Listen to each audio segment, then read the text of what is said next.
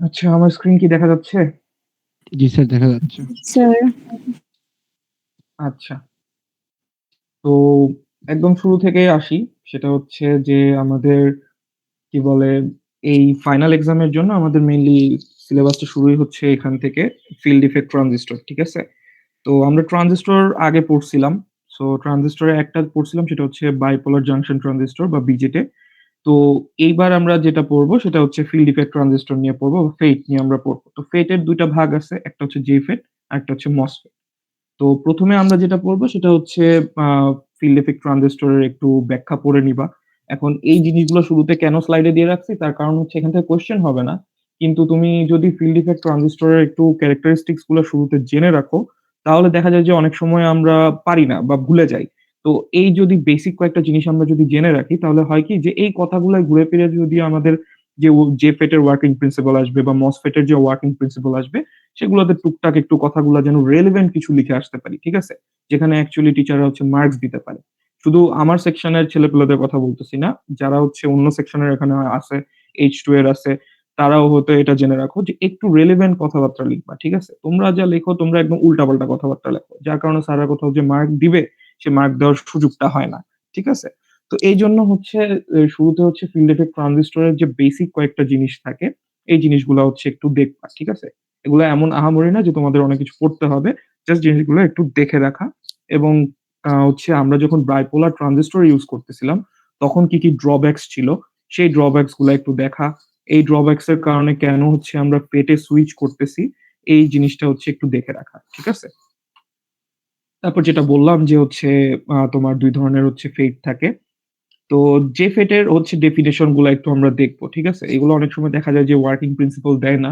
দেখা যায় ছোট, ছোট হচ্ছে আমাদের ডেফিনিশন এর কোয়েশ্চেন এ আসতে পারে যে JFET কিভাবে কাজ করে বা what do you understand by JFET এগুলা জিনিসগুলা হচ্ছে এখানে রেখে রাখবা বা অ্যাডভান্টেজ কি? এই জিনিসগুলা হচ্ছে একটু হচ্ছে আমরা দেখে যাবো। ঠিক আছে?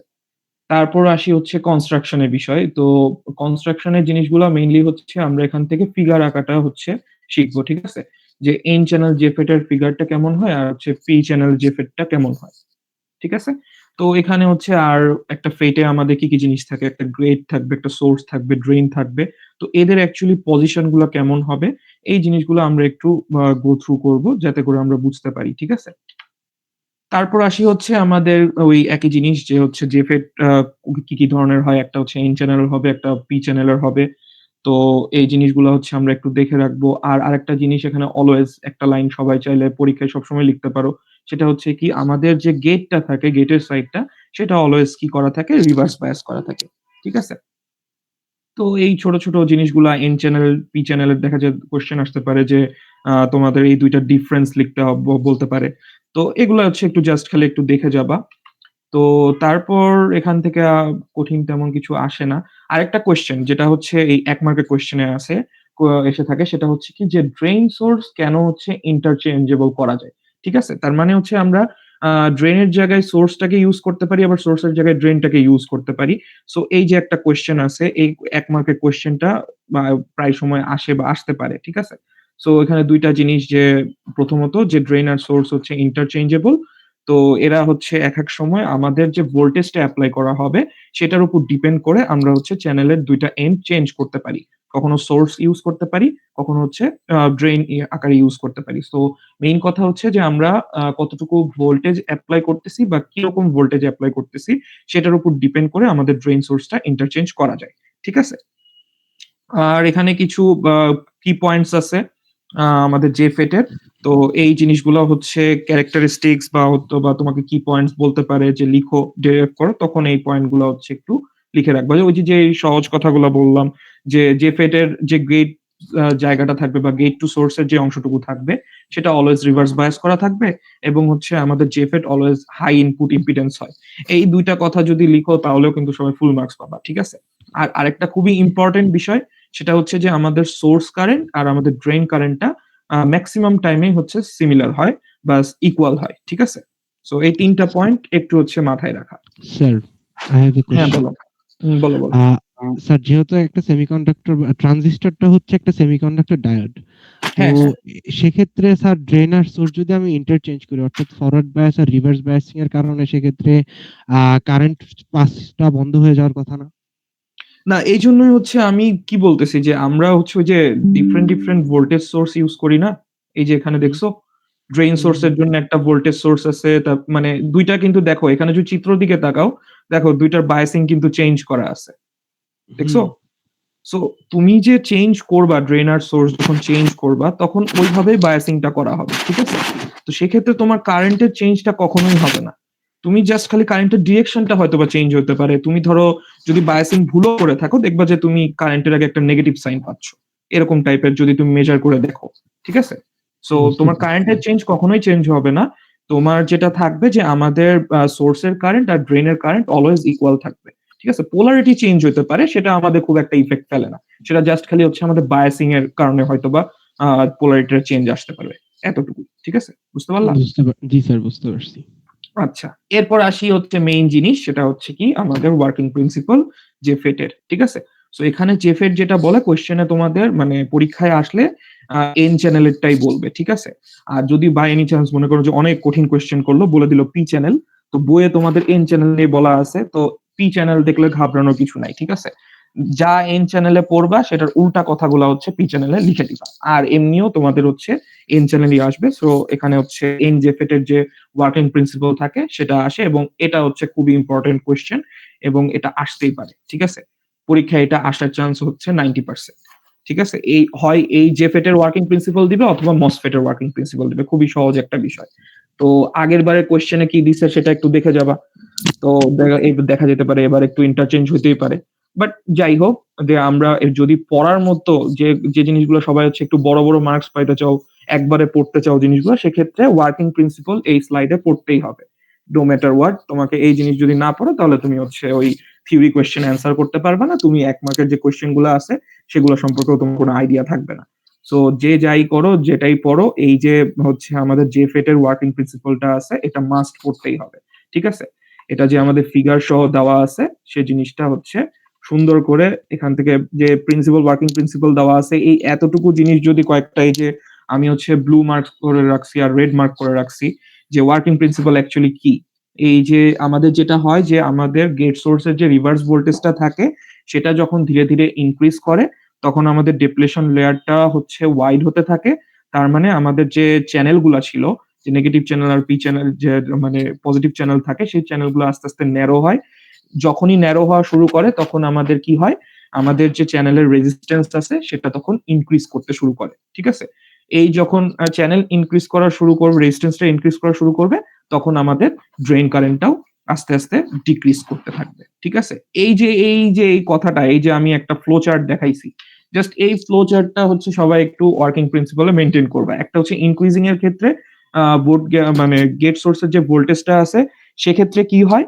আর ডিক্রিজিং এর ক্ষেত্রে জিনিসটা কি হবে একই জিনিস একই কথা যদি ইনক্রিজিংটা বোঝো তাহলে ডিক্রিজিং এর ক্ষেত্রে সেই জিনিসটা শুধুমাত্র উল্টা কাজ হবে ঠিক আছে যেমন যদি তুমি রিভার্স গেট সোর্সটা হচ্ছে ভোল্টেজটা হচ্ছে ডিক্রিজ করো সেক্ষেত্রে তখন তোমার ডিপ্লেশন যে লেয়ারটা আছে সেটা আস্তে আস্তে শ্রিঙ্ক হবে ইনক্রিজের ক্ষেত্রে কি হইতো ওয়াইডেন হইতো ঠিক আছে তার মানে যেহেতু শ্রিঙ্ক করতেছে তার মানে আমাদের চ্যানেলটা আস্তে আস্তে ওয়াইড হতে থাকবে আর তার মানে আমাদের যখন চ্যানেলটা ওয়াইড হয়ে যাচ্ছে তখন রেজিস্ট্যান্সটা ধীরে ধীরে ডিক্রিজ করে এবং যখন রেজিস্ট্যান্স ডিক্রিজ করতেছে তখন আমাদের ড্রেন কারেন্টটাও আস্তে আস্তে ইনক্রিজ করতে থাকে ঠিক আছে সো এই যে দুইটা পয়েন্ট আছে বাকি কথা চাইলে সবাই সবকিছু লিখতে পারো সেটা তোমাদের উপর ডিপেন্ড করতেছে কিন্তু পরীক্ষা খাতায় স্যাররা এই যে এই ফ্লো চার্ট বা এই যে কথাগুলা তোমরা তোমাদের মতো করে যেভাবে লেখো সেই লেখাগুলা স্যাররা হচ্ছে মেইনলি খোঁজে সো যে ফেটে ওয়ার্কিং প্রিন্সিপাল যখন আসবে অবশ্যই ফিগার তো দিবাই প্লাস এই যে এই ২ টা ফ্লো চার্ট যে লেখা আছে এই লেখাগুলো অবশ্যই লিখবা। ঠিক আছে?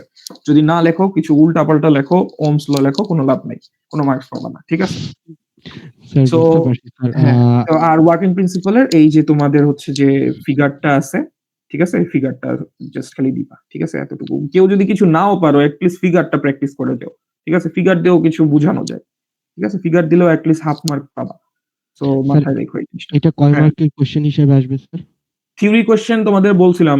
তোমাদের হচ্ছে ১ মার্কের ৫ টা কোয়েশ্চেন আসবে। থিওরি হুম, কোয়েশ্চেন তোমাদের ৩ টা আসবে ৫ মার্কের। আর ম্যাথ হুম। তোমাদের ৪ টা আসবে। সেটা 4 into 5 হইতে পারে অথবা 6644 এরকম হইতে পারে। ঠিক আছে? এটা হচ্ছে তোমাদের কোয়েশ্চেন প্যাটার্ন। বুঝা গেল?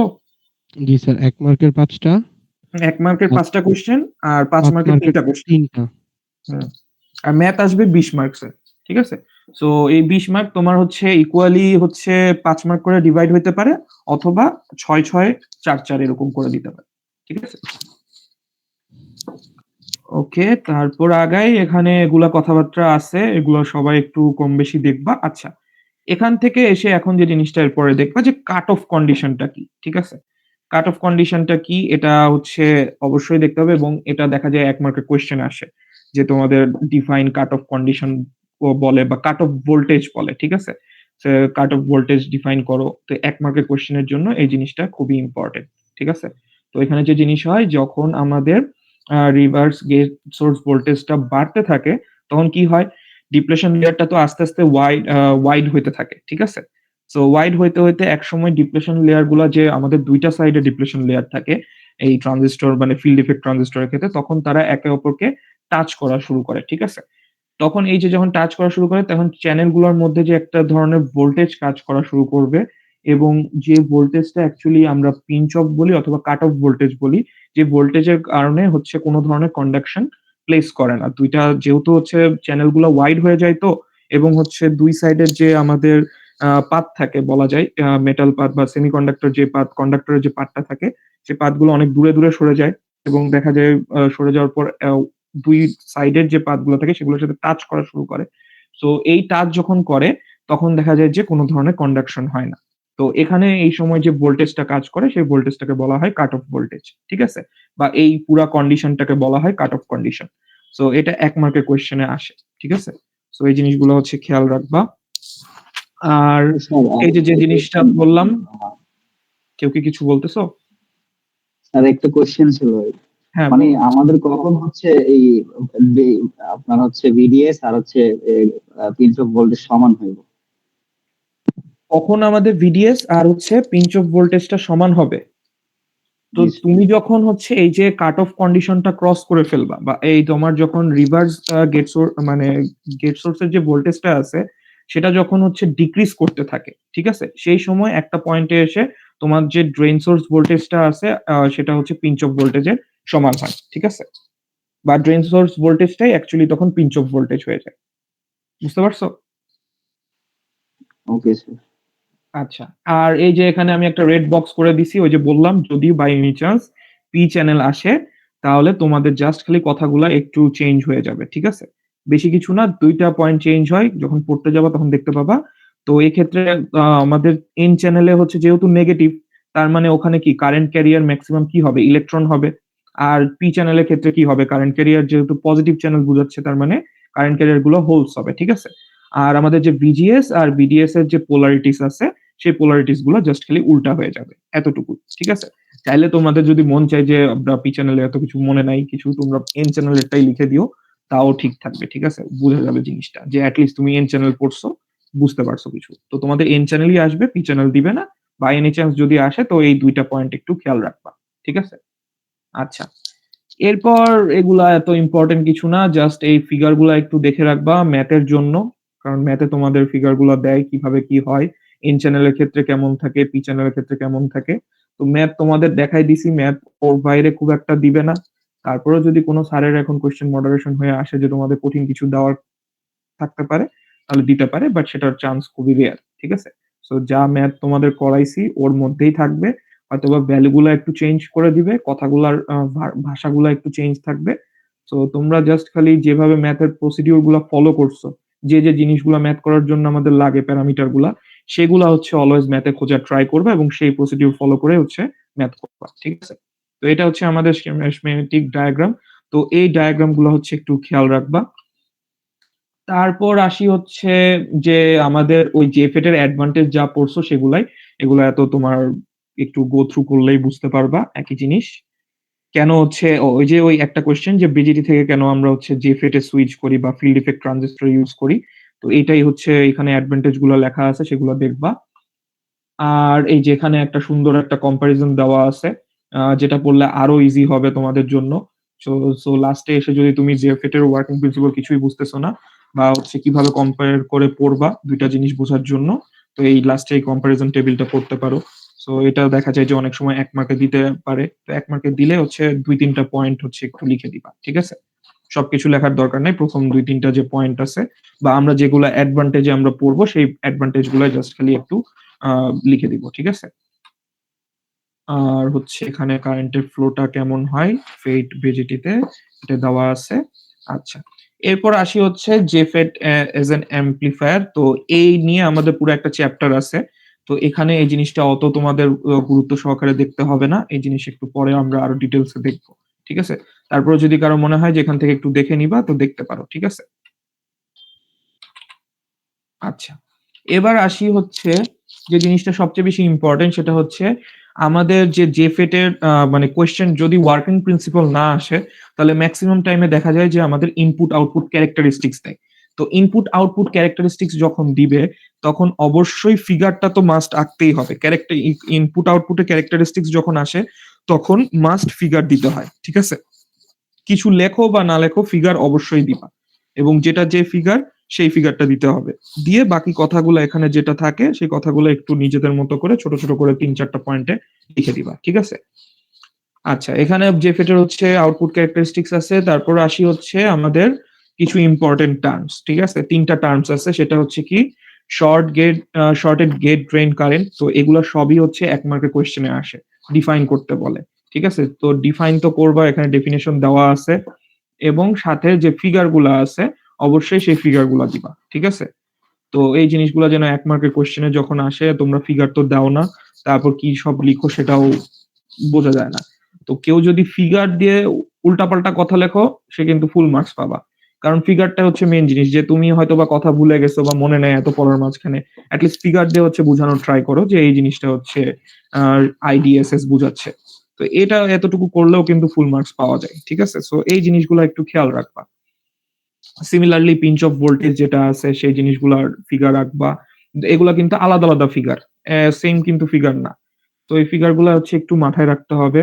তারপর আমাদের হচ্ছে gate source cut off voltage কেমন হয় এই চেহারাগুলো একটু দেখে রাখবা আর ডেফিনিশন গুলো পড়ে রাখবা। ঠিক আছে?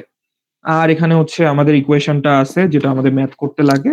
তো এটা কোনো প্রুফ না বা এক্সপ্রেশন কিছুই না। এটা জাস্ট খালি সিম্পল একটা জিনিস। তো এই জিনিসটা তোমরা জাস্ট খালি একটু পড়ে রাখতে পারো ম্যাথ করার জন্য যে কোনটা অ্যাকচুয়ালি কি বুঝায়। এতটুকু এটা এমনি ম্যাথ করতে গেলেও তোমরা বুঝে যাবা। তো এটা নিয়ে এত পেইন খাওয়ার কিছু নাই। এখানে কিছু কোয়েশ্চেন আছে। কোয়েশ্চেন গুলো অবশ্যই প্র্যাকটিস করবা যখন স্লাইড গুলা গো থ্রু করবা। ঠিক আছে? আচ্ছা। এরপর আসি পরের স্লাইডে।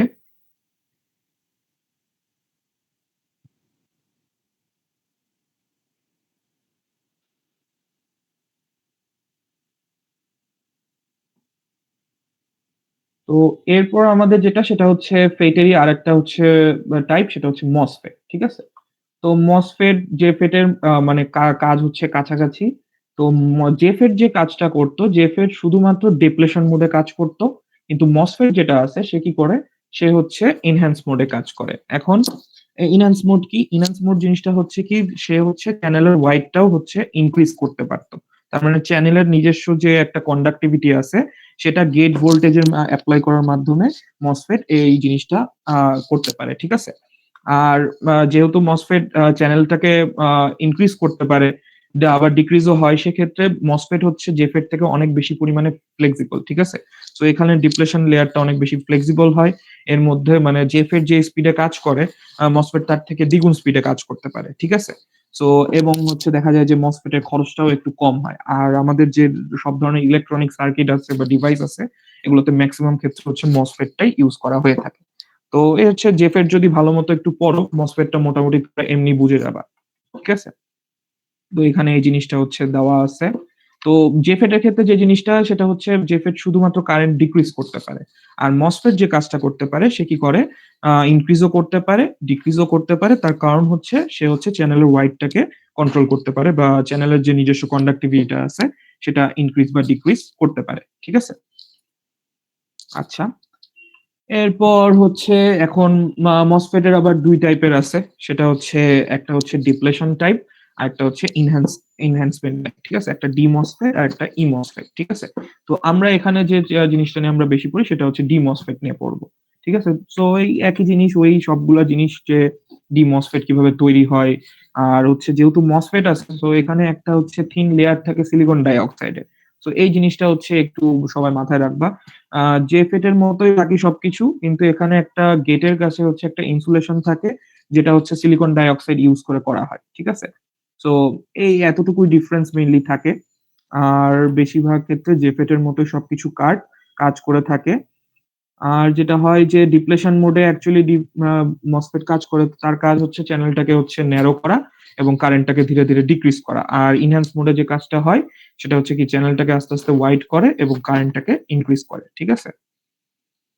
এখানে ইমসফেট এর স্ট্রাকচারও দেওয়া আছে, একই জিনিস, কোনো এখানে আলাদা কিছু নাই। তো একটা জিনিস সেটা হচ্ছে ইমসফেট যেটা আছে সে শুধুমাত্র হচ্ছে এনহ্যান্স মোডে কাজ করবে। এই ইমসফেট এর ক্ষেত্রে শুধুমাত্র এনহ্যান্সমেন্ট মোডে কাজ করতেছে। সো এই ক্ষেত্রে কোনো ধরনের ডিপ্লেশন কিছু ঘটে না, ঠিক আছে?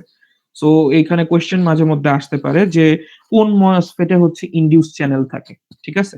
তো সেটা হচ্ছে আমাদের ইমসফেট এর ক্ষেত্রে, ঠিক আছে? এই জিনিসটা হচ্ছে 1 মার্কের কোয়েশ্চেনে মাঝে মধ্যে আসতে পারে। তো এই ছোট ছোট জিনিস থাকে।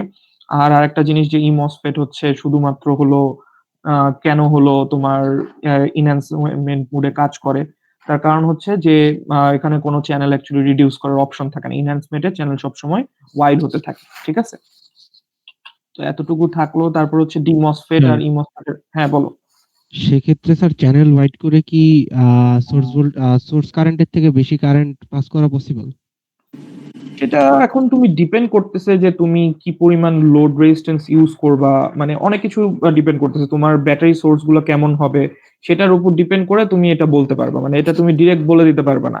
এখন তোমার মেইনলি যেটা হয় যে ডিমসফেট এর ক্ষেত্রে তোমার হচ্ছে ডিপ্লেশন লেয়ারটাকে কাজ করাচ্ছে। তার মানে সেক্ষেত্রে চ্যানেলটা কি হয়? ন্যারো হয়ে যায়।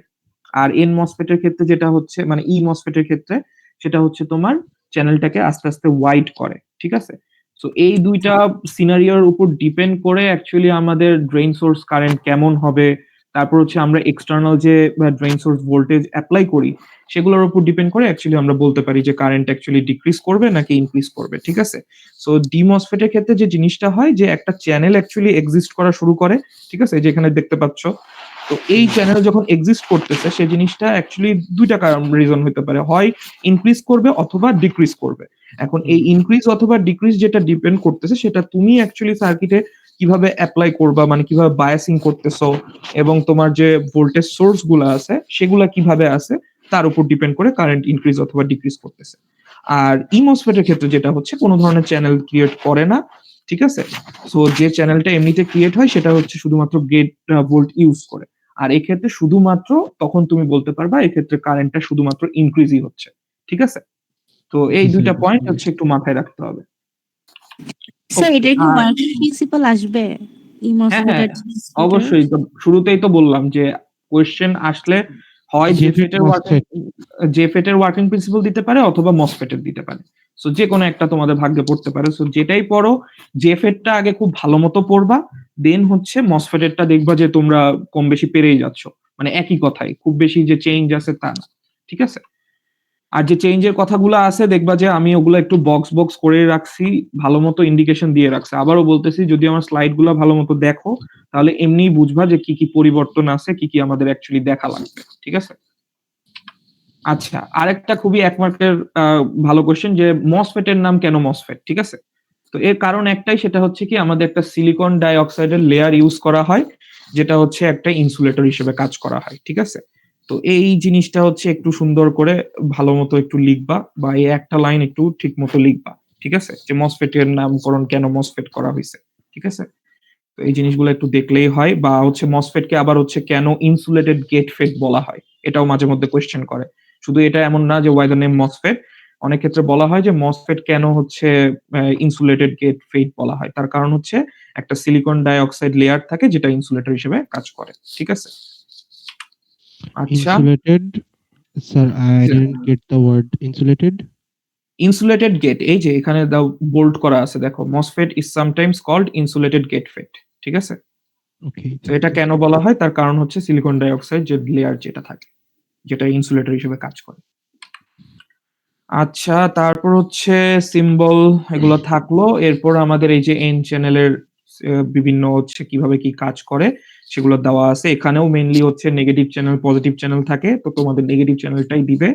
তো এই তোমরা স্ট্রাকচার গুলা দেখবা এবং মেইনলি যেটা হচ্ছে এই জিনিসটা পড়বা, ঠিক আছে? যে যদি বলে যে ওয়ার্কিং প্রিন্সিপাল বা সার্কিট অপারেশন কি, তাহলে হচ্ছে এখানে যে বোল্ড করা কয়েকটা পয়েন্ট আছে সেই পয়েন্টগুলো হচ্ছে দেখবা, ঠিক আছে? বা লিখবা।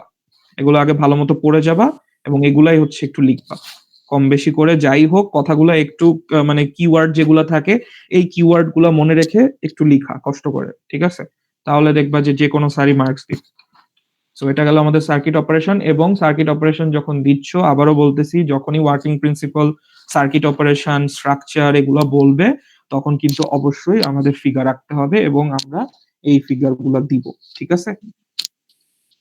এবং এই যে হচ্ছে তারপরে একটা ক্যাপাসিটরের মতো কাজ করে মসফেট। সো এই ক্যাপাসিটরও একটু সাইডে ছোট করে আঁকাই দিবা, ঠিক আছে?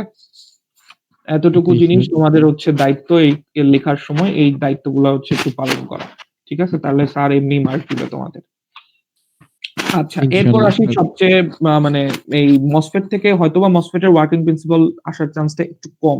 কিন্তু মসফেট থেকে আসার সবচেয়ে বেশি চান্স হচ্ছে তার ট্রান্সফার ক্যারেক্টারিস্টিক্স, ঠিক আছে? সো এই ট্রান্সফার ক্যারেক্টারিস্টিক্সটা হচ্ছে সবচেয়ে বেশি ইম্পর্টেন্ট। এবং যদি ক্যারেক্টারিস্টিক্স আসে তোমার হচ্ছে জেফেট বা মসফেটের মধ্যে, তো মসফেটের ট্রান্সফার ক্যারেক্টারিস্টিক্সটা আসার চান্স সবচেয়ে বেশি, ঠিক আছে?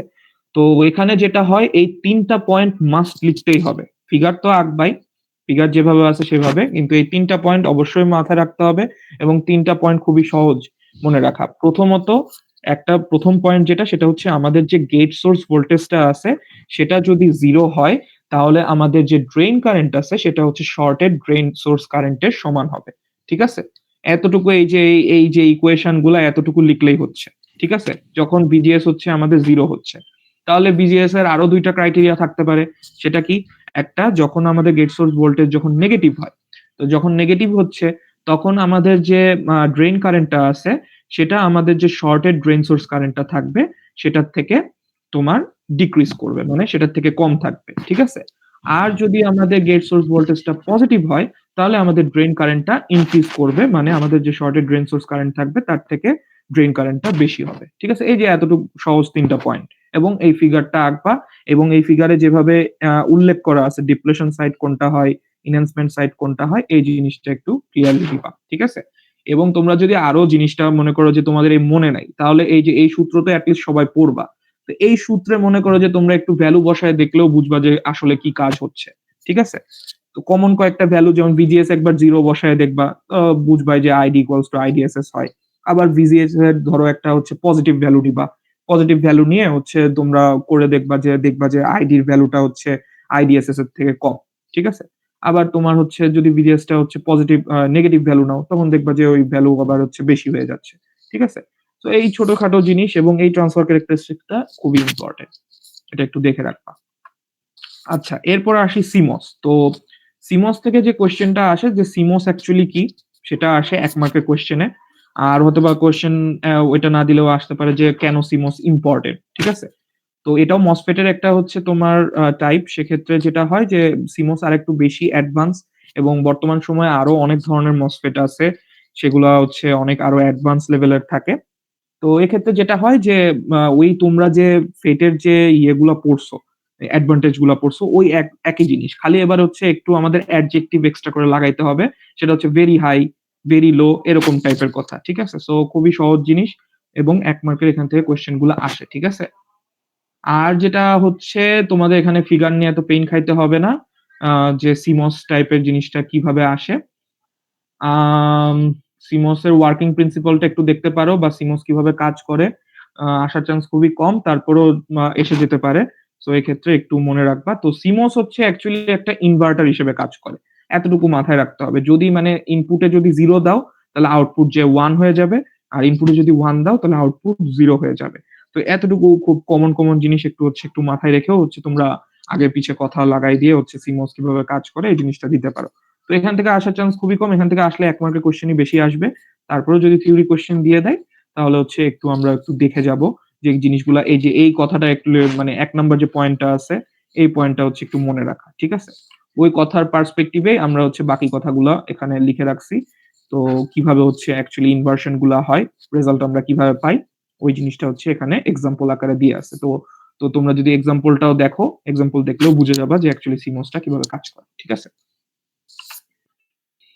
আচ্ছা, এরপরে এই কোয়েশ্চেনটা ইম্পর্টেন্ট, খুবই ইম্পর্টেন্ট যে সিমোস কেন হচ্ছে খুবই লো পাওয়ার কনজিউম করে, বা এটাকে অ্যাক্টিভ করার জন্য আমাদের কেন হচ্ছে কি বলে খুবই কম পাওয়ার দেওয়া লাগে, ঠিক আছে?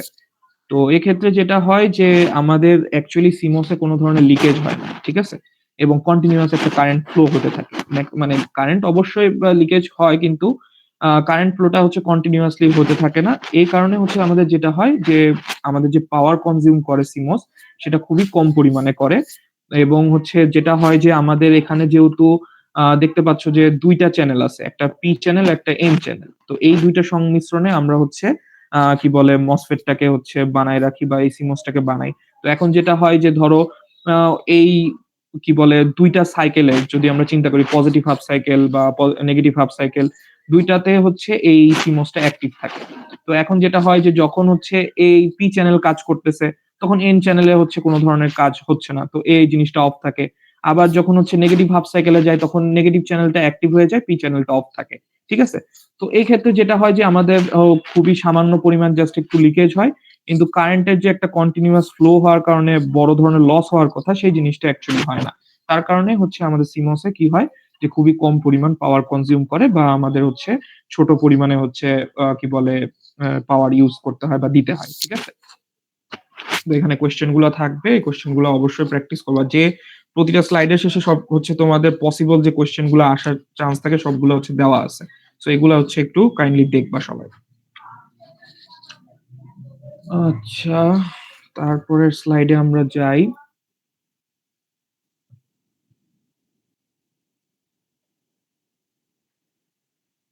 আচ্ছা, এরপরে আসি। তো এই স্লাইড যেগুলো আছে পরের ট্রানজিস্টর বায়াসিং। তো এখান থেকে অ্যাকচুয়ালি আমাদের থিওরি কোয়েশ্চেনটা কম হবে।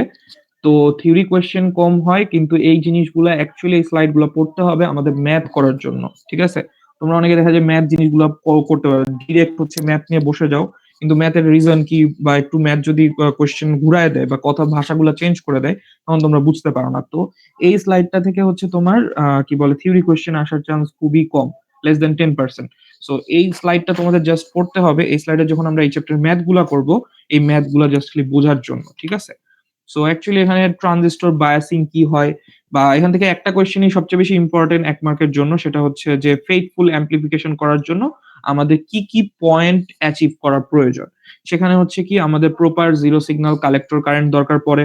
তারপর হচ্ছে মিনিমাম প্রপার বেজ এমিটার ভোল্টেজের দরকার পড়ে। তারপর হচ্ছে মিনিমাম প্রপার একটা কালেক্টর এমিটার ভোল্টেজের দরকার পড়ে। ঠিক আছে? আরেকটা যেটা হচ্ছে যে আমাদের ফেইথফুল অ্যামপ্লিফিকেশন কাকে বলে? এই জিনিসটা হচ্ছে আমাদের একটু দেখবা। আর হচ্ছে এই ৩ টা পয়েন্ট একটু দেখবা। তারপর আসি, এখানে হচ্ছে অনেক একটু জটিল জিনিস আছে। তো এগুলা অ্যাকচুয়ালি এখান থেকে থিওরি কোয়েশ্চেন খুব কমই আসে। তারপর যদি কঠিন একটু কোয়েশ্চেন করে তাহলে দেখা যায় যে অনেক সময় দিয়ে দেয়। সো তোমরা হচ্ছে যখন যে জিনিসটা করবা, যে থিওরি যখন ম্যাথ করতে যাবা তার আগে এই স্লাইড গুলো একবার হচ্ছে একটু রিডিং করবা ১ বার ২ বার। যে ফেইথফুল অ্যামপ্লিফিকেশন করার জন্য কি কাজগুলা হচ্ছে, বা কারেন্টের ফ্লো কখন কোন জায়গায় কিভাবে হচ্ছে, এই জিনিসগুলা একটু দেওয়া আছে। ঠিক আছে?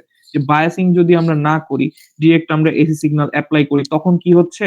আর যখন বেস বায়াসিং করা থাকে, তখন যদি সিগন্যাল এপ্লাই করি, তখন কি ধরনের কারেন্টের ফ্লো আমরা দেখতে পাই, সেই জিনিসগুলো হচ্ছে একটু দেখা। ঠিক আছে? তো এখানে এই জিনিসগুলাই দেওয়া আছে। এবং এখান থেকে যদি থিওরি কোয়েশ্চেন আসে, তো এই যে প্রপার জিরো সিগন্যাল কালেক্টর কারেন্টটা আমরা পাই কিভাবে, এই কোয়েশ্চেনটা আসতে পারে, বা কিভাবে এটা ওয়ার্ক করে। ঠিক আছে? তো এইটা একটু হচ্ছে তোমরা একটু কাইন্ডলি দেখবা। যদিও এখান থেকে আসার চান্স কম। তারপরেও দেখে রাখবা, যাতে হচ্ছে কোনো সময় কোয়েশ্চেন যদি একটু হার্ড হয়ে যায়, যেন আমরা তাও কিছু লিখতে পারি। ঠিক আছে? ওই, তো এখানে এই জিনিসগুলো থাকলো। তারপর আছে হচ্ছে আমাদের প্রপার মিনিমাম বেজ এমিটার ভোল্টেজের জন্য আমাদের কোনটা কি দরকার, কেন দরকার, এবং বেজ এমিটার ভোল্টেজের জন্য কোনটার আমাদের ওই যে নি ভোল্টেজটা ক্রস করার জন্য, বা পোটেনশিয়াল ব্যারিয়ারটা ক্রস করার জন্য কোন ট্রানজিস্টরে কি দরকার, এটা একটু হচ্ছে আমরা পড়ে রাখবো। ঠিক আছে? যদি বলা হয় যেটা মানে ইউজুয়ালি তোমাদের সিলিকন ট্রানজিস্টরই থাকবে, কিছু না বললেও তোমরা সিলিকন ট্রানজিস্টর ধরে নিয়েই কাজ করবা।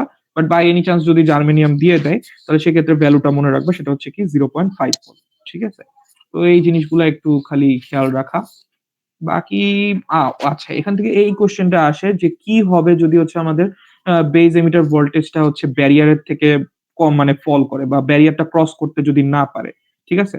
ক্রস করলে কি হবে? এই জিনিসটা হচ্ছে এখানে কোয়েশ্চেনটা আছে। সেটা কি হয় যে মেইনলি যেটা হয় যে অ্যামপ্লিফিকেশনটা আনফেইথফুল হয়ে যায়। তার মানে আউটপুটটা আমাদের অনেক ডিসটর্টেড হবে। ঠিক আছে? ওই যে আমরা অনেক সময় ল্যাবে দেখি যে ঝিরঝির করতেছে বা হচ্ছে অনেক বেশি পরিমাণে হচ্ছে নয়েজি সিগন্যাল হয়। তো এই জিনিসটা হচ্ছে থাকে। ঠিক আছে? তো আমাদের যে কাজটা থাকবে অলওয়েজ যখনই আমরা হচ্ছে একটা ট্রানজিস্টরের কানেকশন দিয়ে আমরা একটা সার্কিট রান করাবো, তখন আমাদের বেজ এমিটার ভোল্টেজটা যেন হচ্ছে ব্যারিয়ার পোটেনশিয়াল ব্রেক করতে পারে এই জিনিসটা অবশ্যই খেয়াল রাখতে হবে। ঠিক আছে?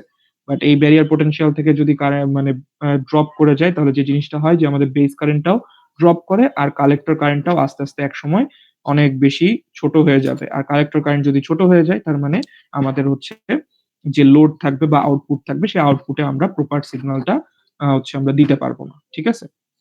সো এতটুকু জিনিস হচ্ছে একটু মাথায় রাখতে হবে। এগুলা ১ মার্কের কোয়েশ্চেনে মানে আসবে এগুলা, আসার মতো। তারপর হচ্ছে আমাদের কমন এমিটার ভোল্টেজ। ঠিক আছে? এখানে কিন্তু খেয়াল রাখতে হবে VBE এর ভ্যালু আলাদা বা আলাদা, VCE এর জন্য ভ্যালু কিন্তু আলাদা, আলাদা। জার্মেনিয়ামের ক্ষেত্রে 0.5 ভোল্ট দুটাই সেম। কিন্তু সিলিকনের জাস্ট একটু চেঞ্জ হয়ে যায়। VCE টা 1 ভোল্টের 1 ভোল্ট লাগে। ঠিক আছে? সো এটা হচ্ছে আমাদের নি ভোল্টেজ যেখান থেকে হচ্ছে অ্যাকচুয়ালি আমরা সিগন্যালটাকে ফেইথফুলি আমাদের যে আউটপুট থাকবে সেই আউটপুটে আমরা দিতে পারি। সেটার জন্য আমাদের মিনিমাম কতটুকু ভোল্টেজ প্রয়োজন কমন এমিটার সাইডে। সো এই জিনিসটা হচ্ছে বা কালেক্টর সাইডে যেখানে আউটপুট থাকবে সেই জিনিসটা বোঝানোর জন্য আমাদের বা ব্যারিয়ার পোটেনশিয়ালটা ব্রেক করার জন্য আমাদের 1 ভোল্ট দরকার পড়ে সিলিকনে। আর VBE দরকার পড়ে কিন্তু 0.7 ভোল্ট। এই জিনিসটা কিন্তু এলোমেলো করিও না। ঠিক আছে? এটা একটু ভালো করে দেখে যাবা। ম্যাথ করার সময় এই জিনিসটা বেশি লাগে। আর যেটা হচ্ছে এগুলা অত ইম্পোর্টেন্ট না। এখান থেকে তেমন খুব একটা কোয়েশ্চেন আসে না। তারপরে হচ্ছে একটু দেখে যাবা যে কখন হচ্ছে কমন এমিটার ভোল্টেজটা নি ভোল্টেজ থেকে বেশি হয়। এটাও এগুলো মানে এখানে যে কোয়েশ্চেন এই যে ছোট, ছোট why, when দিয়ে আমরা যেগুলো লিখে রাখছি না এগুলা বেশিরভাগ ক্ষেত্রে ১ মার্কের কোয়েশ্চেনে আসতে পারে। ঠিক আছে? তো এই ক্ষেত্রে তোমরা হচ্ছে এখানে আমি অনেক বড় করে লিখে রাখছি জাস্ট হচ্ছে তোমাদের বোঝার জন্য। তো একটু জাস্ট হচ্ছে তোমার এই যে রেজাল্ট কি হচ্ছে, কি, কি কারণ হইতে পারে এই জিনিসগুলা হচ্ছে তোমরা ২-৩ লাইনে একটু ঠিকমতো লিখে দিবা।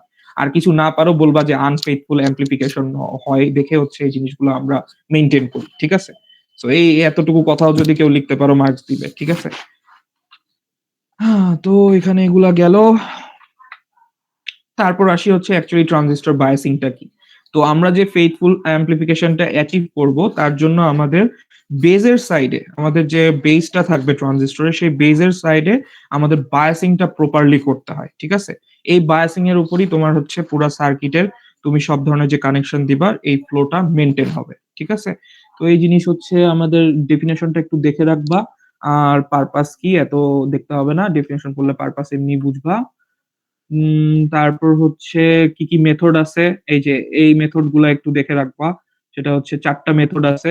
Base resistor method, emitter method, collector feedback bias method আর একটা হচ্ছে ভোল্টেজ ডিভাইডার বায়াস মেথড। এবং সবচেয়ে বেশি স্টেবল এবং সবচেয়ে বেশি ইউজ করা হয় ভোল্টেজ ডিভাইডার বায়াস মেথডটা। ঠিক আছে? তো এখানে এই কোয়েশ্চেন গুলা কি, কি টাইপ আছে। তো বললামই এখান থেকে তেমন বেশি কোয়েশ্চেন আসবে না। ওই ১ মার্কের ওই কোয়েশ্চেন গুলা আছে একটু জাস্ট মানে ওগুলা পড়াও উচিত। পড়লে দেখা যায় যে তোমাদের ম্যাথ বুঝতেও সুবিধা হয়। ঠিক আছে? আর এখানে বেস রেজিস্টর মেথড দেওয়া আছে। তো এগুলা এত আহামরি কঠিন কিছু না। এগুলা থেকে কোয়েশ্চেন খুব একটা দিবে না। সো এগুলো নিয়ে পেইন খাওয়ার কিছু নাই। অ্যাডভান্টেজ আর ডিসঅ্যাডভান্টেজ একটু দেখে যেতে পারো। না দেখলেও হবে। ওই যে আমরা ট্রানজিস্টর বায়াসিং এর জন্য বা ট্রানজিস্টরের যে হলো অ্যাডভান্টেজ গুলা জানি ওই কথাগুলা হচ্ছে দরকার হলে লিখে দিবা। ঠিক আছে? তো এখান থেকে প্র্যাকটিস কোয়েশ্চেন গুলো একটু দেখবা। বেশি ইম্পর্টেন্ট না। তারপরে দেখবা।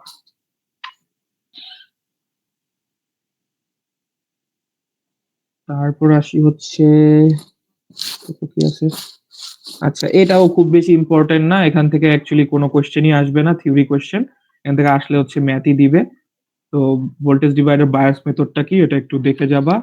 তো এতটুকু আমরা জানি যে ভোল্টেজ ডিভাইডার বায়াস মেথডে হচ্ছে বেজের সাইডে অ্যাক্রসে হচ্ছে তোমার ২ টা রেজিস্ট্যান্স ইউজ করা হয় এবং আমাদের যেটা হচ্ছে তোমার এমিটার সাইডটা আছে সেই এমিটারের সাথে সিরিজে একটা হচ্ছে এমিটার রেজিস্ট্যান্স ইউজ করা হয়। ঠিক আছে? তো এখানে হচ্ছে এই একটা কোয়েশ্চেনই ইম্পোর্টেন্ট, সেটা হচ্ছে যে কেন আমরা হচ্ছে এই ভোল্টেজ ডিভাইডার বায়াস মেথডটা হচ্ছে প্রেফার করি আমাদের ম্যাথমেটিক্যাল ক্যালকুলেশনের জন্য। ঠিক আছে? বা কেন আমরা এভাবে কানেকশনটা দিই? তার কারণ হচ্ছে আমাদের যে অপারেটিং পয়েন্টটা আছে, সেই অপারেটিং পয়েন্টটা হচ্ছে অনেক স্টেবল হয় এবং আমরা ইজিলি হচ্ছে ম্যাথ করে বের করতে পারি। আমরা ম্যাথ করার সময় দেখছি যে হচ্ছে আমরা যখন voltage divider bias method use করতেছি, তখন আমরা হচ্ছে কেভিএল ইউজ করে বা থেভেনিন থিওরেম ইউজ করে আমরা ইজিলি অপারেটিং পয়েন্ট গুলা বের করতে পারি এবং মোস্ট অ্যাকুরেট বলা যায় হচ্ছে কিউ পয়েন্ট বা অপারেটিং পয়েন্টটা বের করা যায়। তারপর হচ্ছে আমাদের যে অ্যাম্প্লিফিকেশন ফ্যাক্টরটা আছে, সেটার কারণে যে ইফেক্ট পড়ে সার্কিটে, সেটা মোটামুটি মিনিমাইজ করা যায়। দেন হচ্ছে একটা ভালো থার্মাল স্টেবিলিটি দেয়।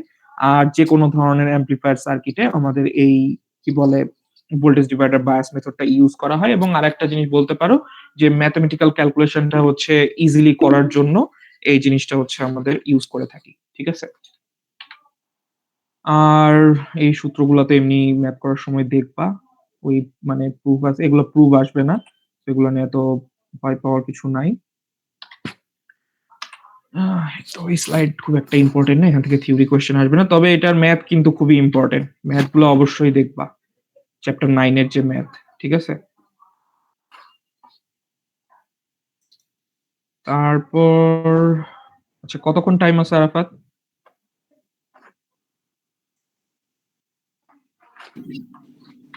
15 মিনিটস? জি স্যার, আর 15 মিনিট বাকি আছে। আচ্ছা, ঠিক আছে, সমস্যা নেই। তাহলে আরেকটা লিঙ্ক দিয়ে আমরা পড়বো আরেকবার। তো এখন যেটা হচ্ছে যে আমাদের ট্রানজিস্টর যে অ্যাম্প্লিফায়ার আছে, এই ট্রানজিস্টর অ্যাম্প্লিফায়ার তো তুমি আর একটা সার্কিটে একটা ট্রানজিস্টর অ্যাম্প্লিফায়ার দিয়ে তো আর কাজ করো না। দেখা যায় যে আমাদের যে মোবাইল, ল্যাপটপ যা যা আছে, যে জিনিসপত্রগুলো আছে, সেগুলোতে অনেকগুলা ট্রানজিস্টর একসাথে হচ্ছে কানেক্ট করা থাকে। তো এখন এই যে কানেক্ট করে থাকে, তো একসাথে তো তুমি সবগুলা ট্রানজিস্টরকে নিয়ে কাজ করতে পারবে না। তো তোমার কাজ যেটা থাকে, তুমি হচ্ছে যেকোনো একটা স্টেজ, ঠিক আছে, বা যেকোনো একটা ট্রানজিস্টর যার যার সাথে কানেক্টেড আছে, সেই কানেকশন গুলো মিলে কি কি কাজ হচ্ছে, সেই জিনিসগুলো আমরা যাতে ইজিলি ক্যালকুলেট করতে পারি, তার জন্য এখানে আমরা যেগুলো করি, যে একটা যদি ট্রানজিস্টরের সাথে কানেক্টেড যে যে এলিমেন্টস গুলো আছে, সেটা যদি নেই, সেটাকে বলা হয় একটা সিঙ্গেল স্টেজ। ঠিক আছে? তো এই সিঙ্গেল স্টেজের কারণে কি কি সুবিধা হয়, সেই জিনিসগুলা হচ্ছে এখন এটা আমরা এখানে দেখব। তার আগে যেটা হচ্ছে যে যে একটা সিঙ্গেল স্টেজ ট্রানজিস্টর অ্যাম্প্লিফায়ারে কি কি জিনিস থাকবে? মেইনলি হচ্ছে একটা অবশ্যই ট্রানজিস্টর থাকতেই হবে। এটা তো মেইন ইম্পর্টেন্ট জিনিস। এবং অবশ্যই সেই ট্রানজিস্টরটাকে হচ্ছে সার্কিটের সাথে যেন বায়াসিং করা থাকে। এটা দিয়ে খেয়াল রাখতে হবে। এবং আদার যে অক্সিলারি আমাদের কম্পোনেন্টস লাইক রেজিস্টর, ক্যাপাসিটর বা আদার যে আমরা লোডের জন্য যে যে জিনিস ইউজ করব, সেই জিনিসগুলো থাকতে হবে। ঠিক আছে? তো এই যে যেটা বললাম যে প্র্যাকটিক্যাল যে অ্যাম্প্লিফায়ার গুলো আছে, সেগুলোতে মাল্টিপল স্টেজ থাকে। ঠিক আছে? সো একেকটা স্টেজ একেকভাবে বিহেভ করে। তো তুমি একবারে সবকিছু এট এ টাইম হচ্ছে অ্যাচিভ করতে পারবা না রেজাল্ট।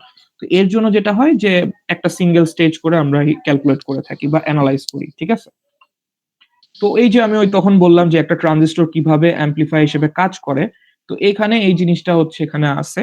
তো এই কোয়েশ্চেনটা মাঝে মধ্যে আসে পরীক্ষায়, যে ট্রানজিস্টর কিভাবে কাজ করে বা ট্রানজিস্টর কিভাবে অ্যাম্প্লিফাই করে। তো আমরা হচ্ছে এই চিত্রটা হচ্ছে আঁকবো এবং তোমাদের এখানে সহজ করে বোঝার জন্য আমি ভ্যালু সমান একটা লিখে দিছি। তো তোমরা যদি এখানে কেউ কথা না বোঝো, যে থিওরি কথাগুলো না বোঝো, তোমরা এই এক্সাম্পলের কথা বললেই বুঝে যাবা যে জিনিসগুলো কিভাবে কাজ করে। ইভেনচুয়ালি যদি তোমাদের মনে হয় যে এক্সাম্পল দিয়েই তোমরা হচ্ছে অ্যাম্প্লিফাইটা বুঝাবা, তোমরা কিন্তু সেটাও করতে পারো। ঠিক আছে? সো যে কোনো একটা উপায়ে তুমি হচ্ছে লিখতে পারো। যারা মুখস্থ করে করতে পারবা তারা তো হইলোই। আর যারা একটু মুখস্থ কম করতে পারো, সেক্ষেত্রে তারা হচ্ছে এরকম করে ক্যালকুলেশন দেখাই দিয়েও বলতে পারো যে এইভাবে ট্রানজিস্টর অ্যাম্প্লিফাই করে। সো এটা একটা ইম্পর্টেন্ট কোয়েশ্চেন। এটা হচ্ছে স্যার আমরা দেখে রাখবো। হ্যাঁ, বলো।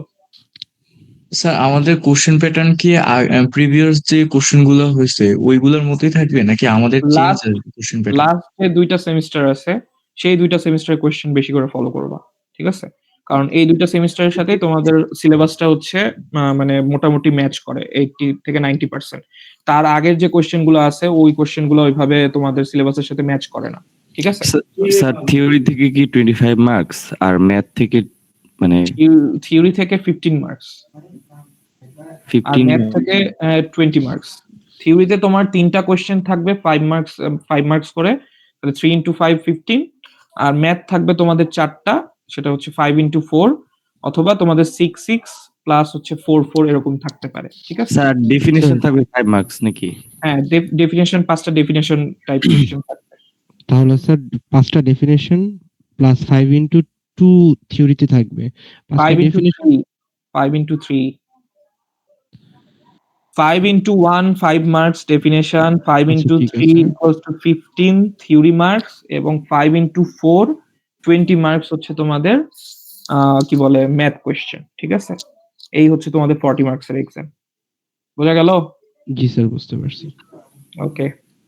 তারপর এটা খুব ইম্পর্টেন্ট যে তোমাদের গ্রাফিক্যালি ডেমনস্ট্রেট করতে বলে একটা ট্রানজিস্টর অ্যাম্পলিফায়ার কিভাবে কাজ করে বা সিগন্যালটা কিভাবে হচ্ছে মানে আমাদের সিগন্যালটা কিভাবে পাস হয়, ঠিক আছে? তো ওই ক্ষেত্রে অবশ্যই কি চিত্র তো আঁকবাই, এই চিত্রটা মেইনলি আউটপুট কারেন্ট এটা লাগবে না।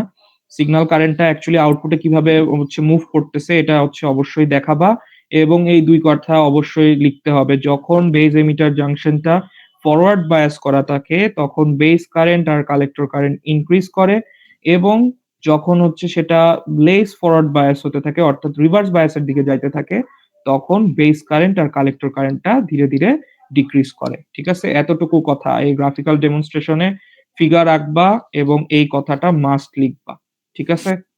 স্যার এত ফিগার তো মনে রাখতে গেলে সব হজ বড়ল হয়ে যাবে। এখন বাবা এই জিনিস তো মনে রাখতে হবে, কিছু করার নাই। এগুলা তো আর মানে কি বলবো, এখন আছে এইভাবে জিনিসগুলা ইলেকট্রনিক্সে বা তুমি মানে ট্রিপলিতে যারা পড়ে বা আমাদের এই জিনিসগুলো আমাদের মেইনলি এই ফিগারের উপরই থাকতে হয় যে কোন গ্রাফ কোন সময় কিভাবে রিয়্যাক্ট করে কি করে। ইভেন তোমরা যে ল্যাবে কাজ করো সে ল্যাবেও দেখছো তোমরা অসিলোস্কোপ দিয়ে হচ্ছে ফিগারটা দেখেই বোঝো যে তোমাদের ল্যাবটা ফুলফিল হয়েছে কিনা। এখন কিছু এক্সপেরিমেন্ট করার নাই। ফুলফিল হইছে কিনা ওটা স্যার হ্যাঁ, ওটা ছাড়া উপায় নাই। তো চিন্তা করো যে তুমি ল্যাবে ছোট ছোট এক্সপেরিমেন্ট করো সেটাতেও তোমাকে হচ্ছে ফিগার দেখেই হচ্ছে ডিটারমাইন করতে হয়। তাহলে তুমি থিওরি পড়তেছো তার মানে তোমাকে ইনডেপথ পড়াশোনা করতে হচ্ছে।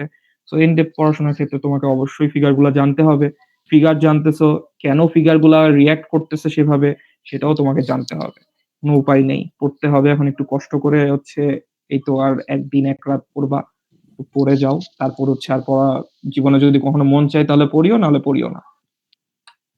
স্যার আচ্ছা, আপনি এবার চাইলে আর করা লাগবে না স্যার। চেষ্টা করব। সেক্ষেত্রে তোমাদেরও এফোর্ট দিতে হবে। খালি হচ্ছে আমি চাইলেই হবে না। আমার চাওয়ার জন্য তো হচ্ছে তোমাদের হচ্ছে লিখতে হবে। তোমরা যদি সাদা খাতা দাও বা হচ্ছে রিলেভেন্ট কিছু না লেখো, আমি কোথা থেকে দিব? বলো? তাহলে তো আমাকে কলম নিয়ে বসতে হবে যে আমি লিখি আমার স্টুডেন্টটা। তাই না? না স্যার ইনশাআল্লাহ এমন কিছু করা লাগবে না। আমরা হ্যাঁ, সর্বাত্মক চেষ্টা করব। অবশ্যই চেষ্টা করো। বাকি মার্কস অবশ্যই পাবা।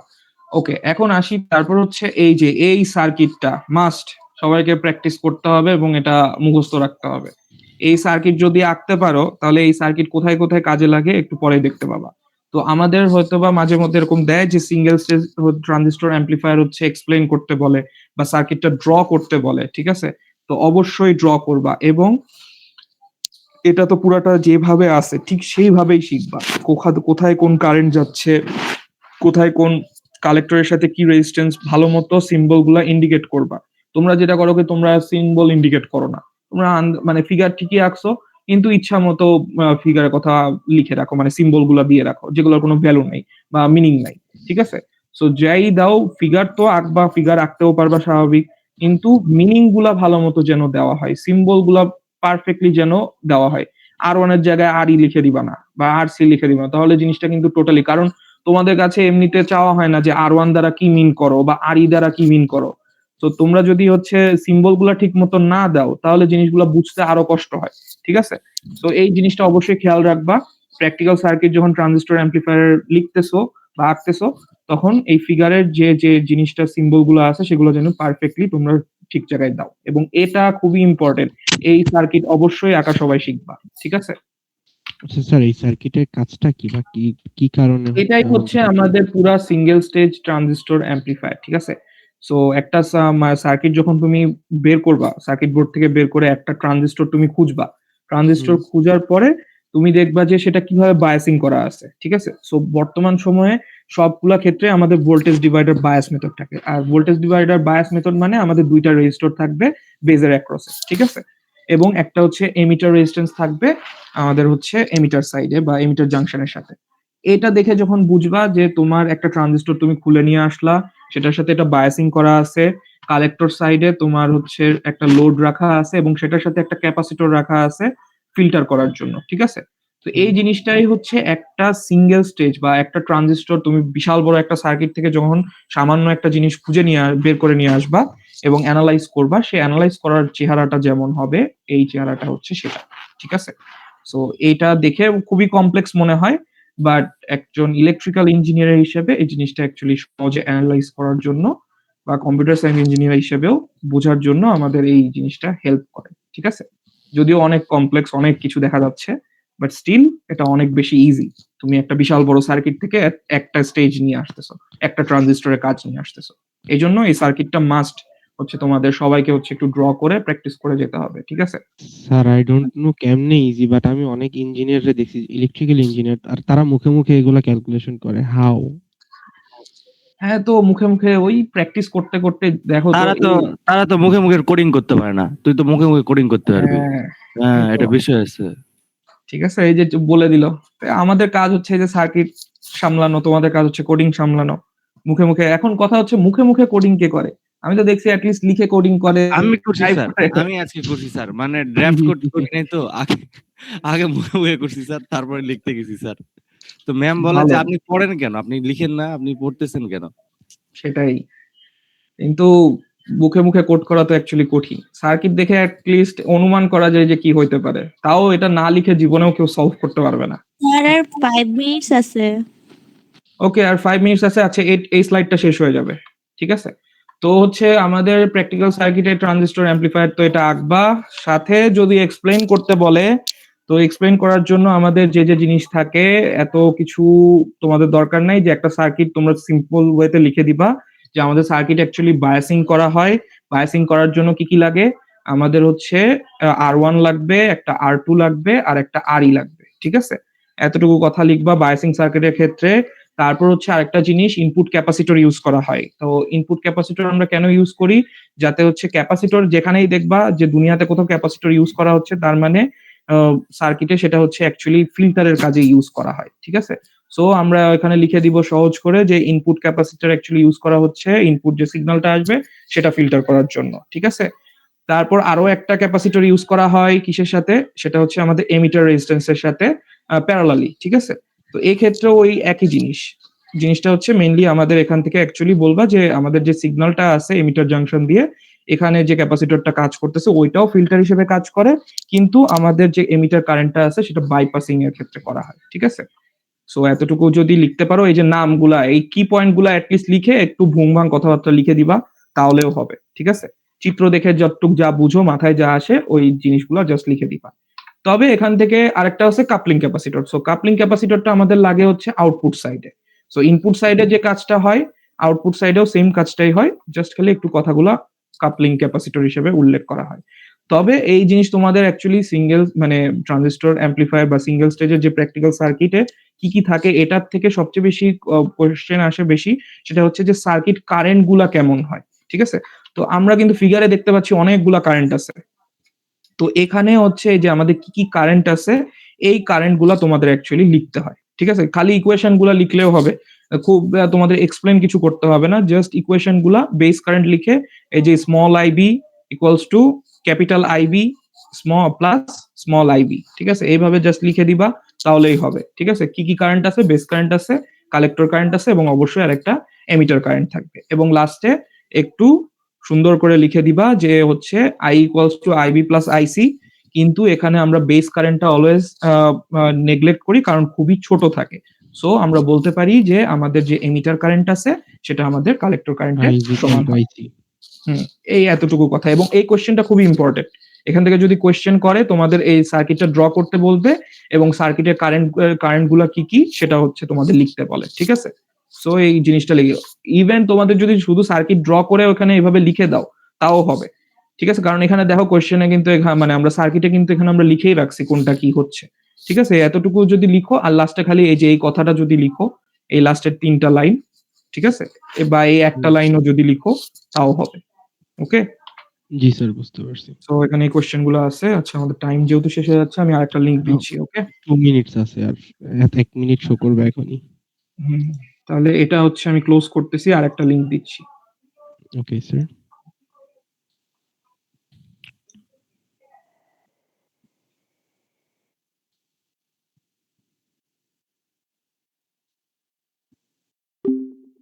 আমার স্ক্রিন দেখা যাচ্ছে?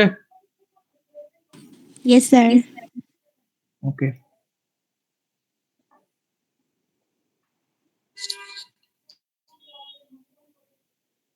হুম, আচ্ছা। তো সিঙ্গেল স্টেজ দেখলাম। তাহলে এখন যখন হচ্ছে আমরা একসাথে সবগুলা স্টেজ আবার এক করব, তখন আবার আমাদের ক্যালকুলেশন একরকম হবে।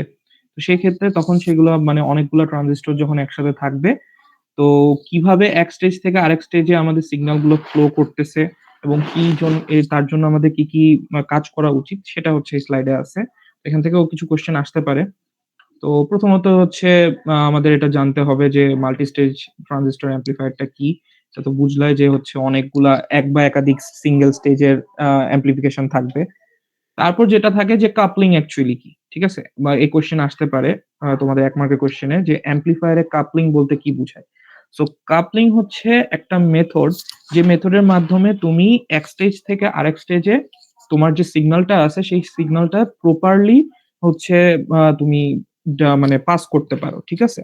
তো এর জন্য আমরা যেটা করে থাকি কাপলিং করার জন্য আমরা আইদার ক্যাপাসিটর ইউজ করি, ট্রান্সফর্মার ইউজ করি অথবা আমরা ডিরেক্ট কানেকশন দিয়ে থাকি। আর এটার যে মেইন কাজ ওই যে বললাম যে আমাদের এসি সিগন্যালটাকে এক স্টেজ থেকে আরেকটা স্টেজে হচ্ছে পাঠানোর জন্য এই জিনিসটা করতে হয় এবং আমাদের যে ডিসি ভোল্টেজ থাকে মানে এসি সিগন্যালের সাথে কিছু ডিসি ভোল্টেজ কন্টেইন করে। তো এই ডিসি ভোল্টেজটা যখন আরেকটা জায়গায় ইনপুট সিগন্যাল হিসেবে ঢুকবে আরেকটা স্টেজে তখন কিন্তু সে প্রপার কিন্তু আউটপুট দিবে না। তো এক্ষেত্রে আমাদের যে কাজটা থাকে কাপলিং করার মাধ্যমে আমাদের ডিসি যে ভোল্টেজটা থাকে সেটাকে হচ্ছে ব্লক বা আইসোলেট করা হয়। ঠিক আছে? সো এটা হচ্ছে আমাদের মেইন কাজ। তারপর হচ্ছে এই যে এই ব্লক ডায়াগ্রামটা খুবই ইম্পোর্টেন্ট যে আমাদের আসে। খুবই ইজি এবং খুবই ইম্পোর্টেন্ট। ঠিক আছে?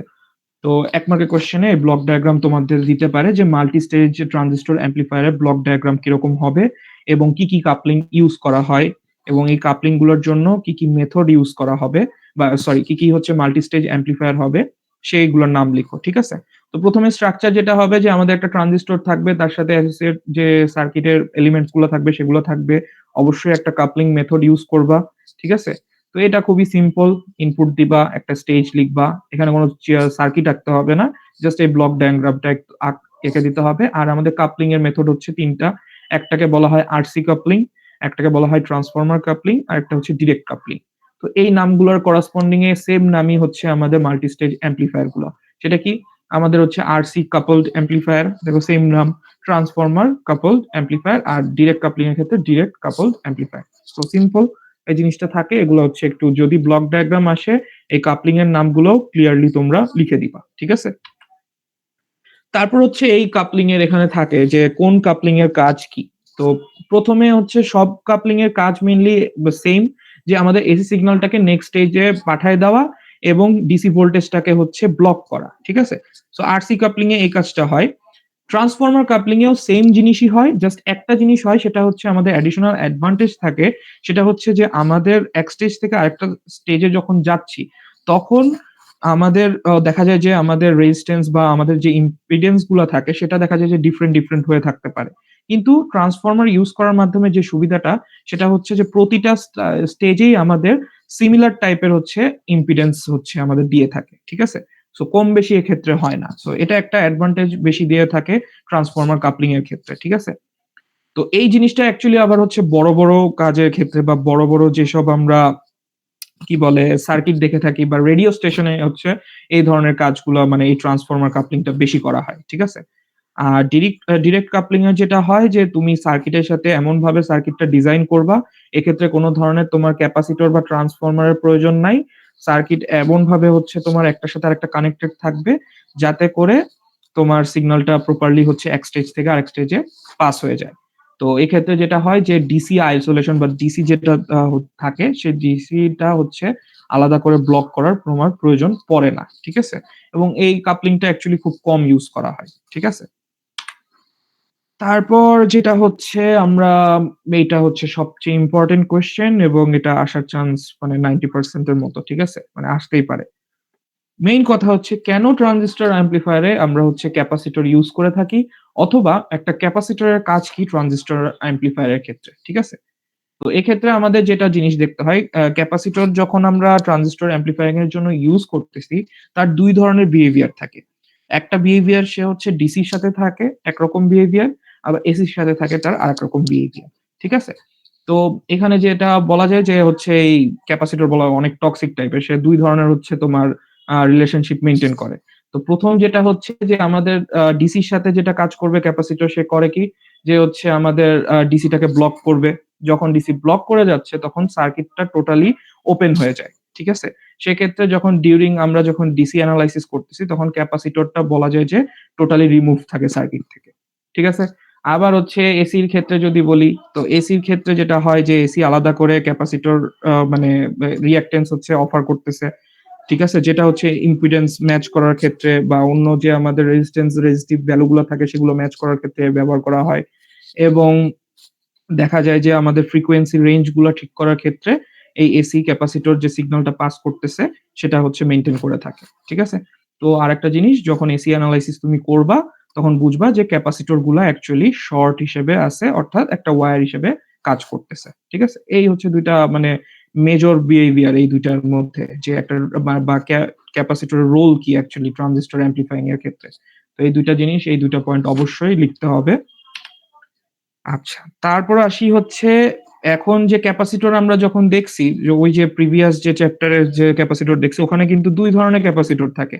আমরা পড়ছি একটা হচ্ছে কি কাজ করে? একটা কাপলিং এর কাজ করে, আরেকটা কি কাজ করে? বাইপাসের কাজ করে। ঠিক আছে? তো এখন কোয়েশ্চেন আইদার তোমাদের যদি এরকম ব্রড আকারে কোয়েশ্চেন আসে যে তোমাদের হচ্ছে ট্রানজিস্টর অ্যাম্প্লিফায়ার এ ক্যাপাসিটরের রোল কি?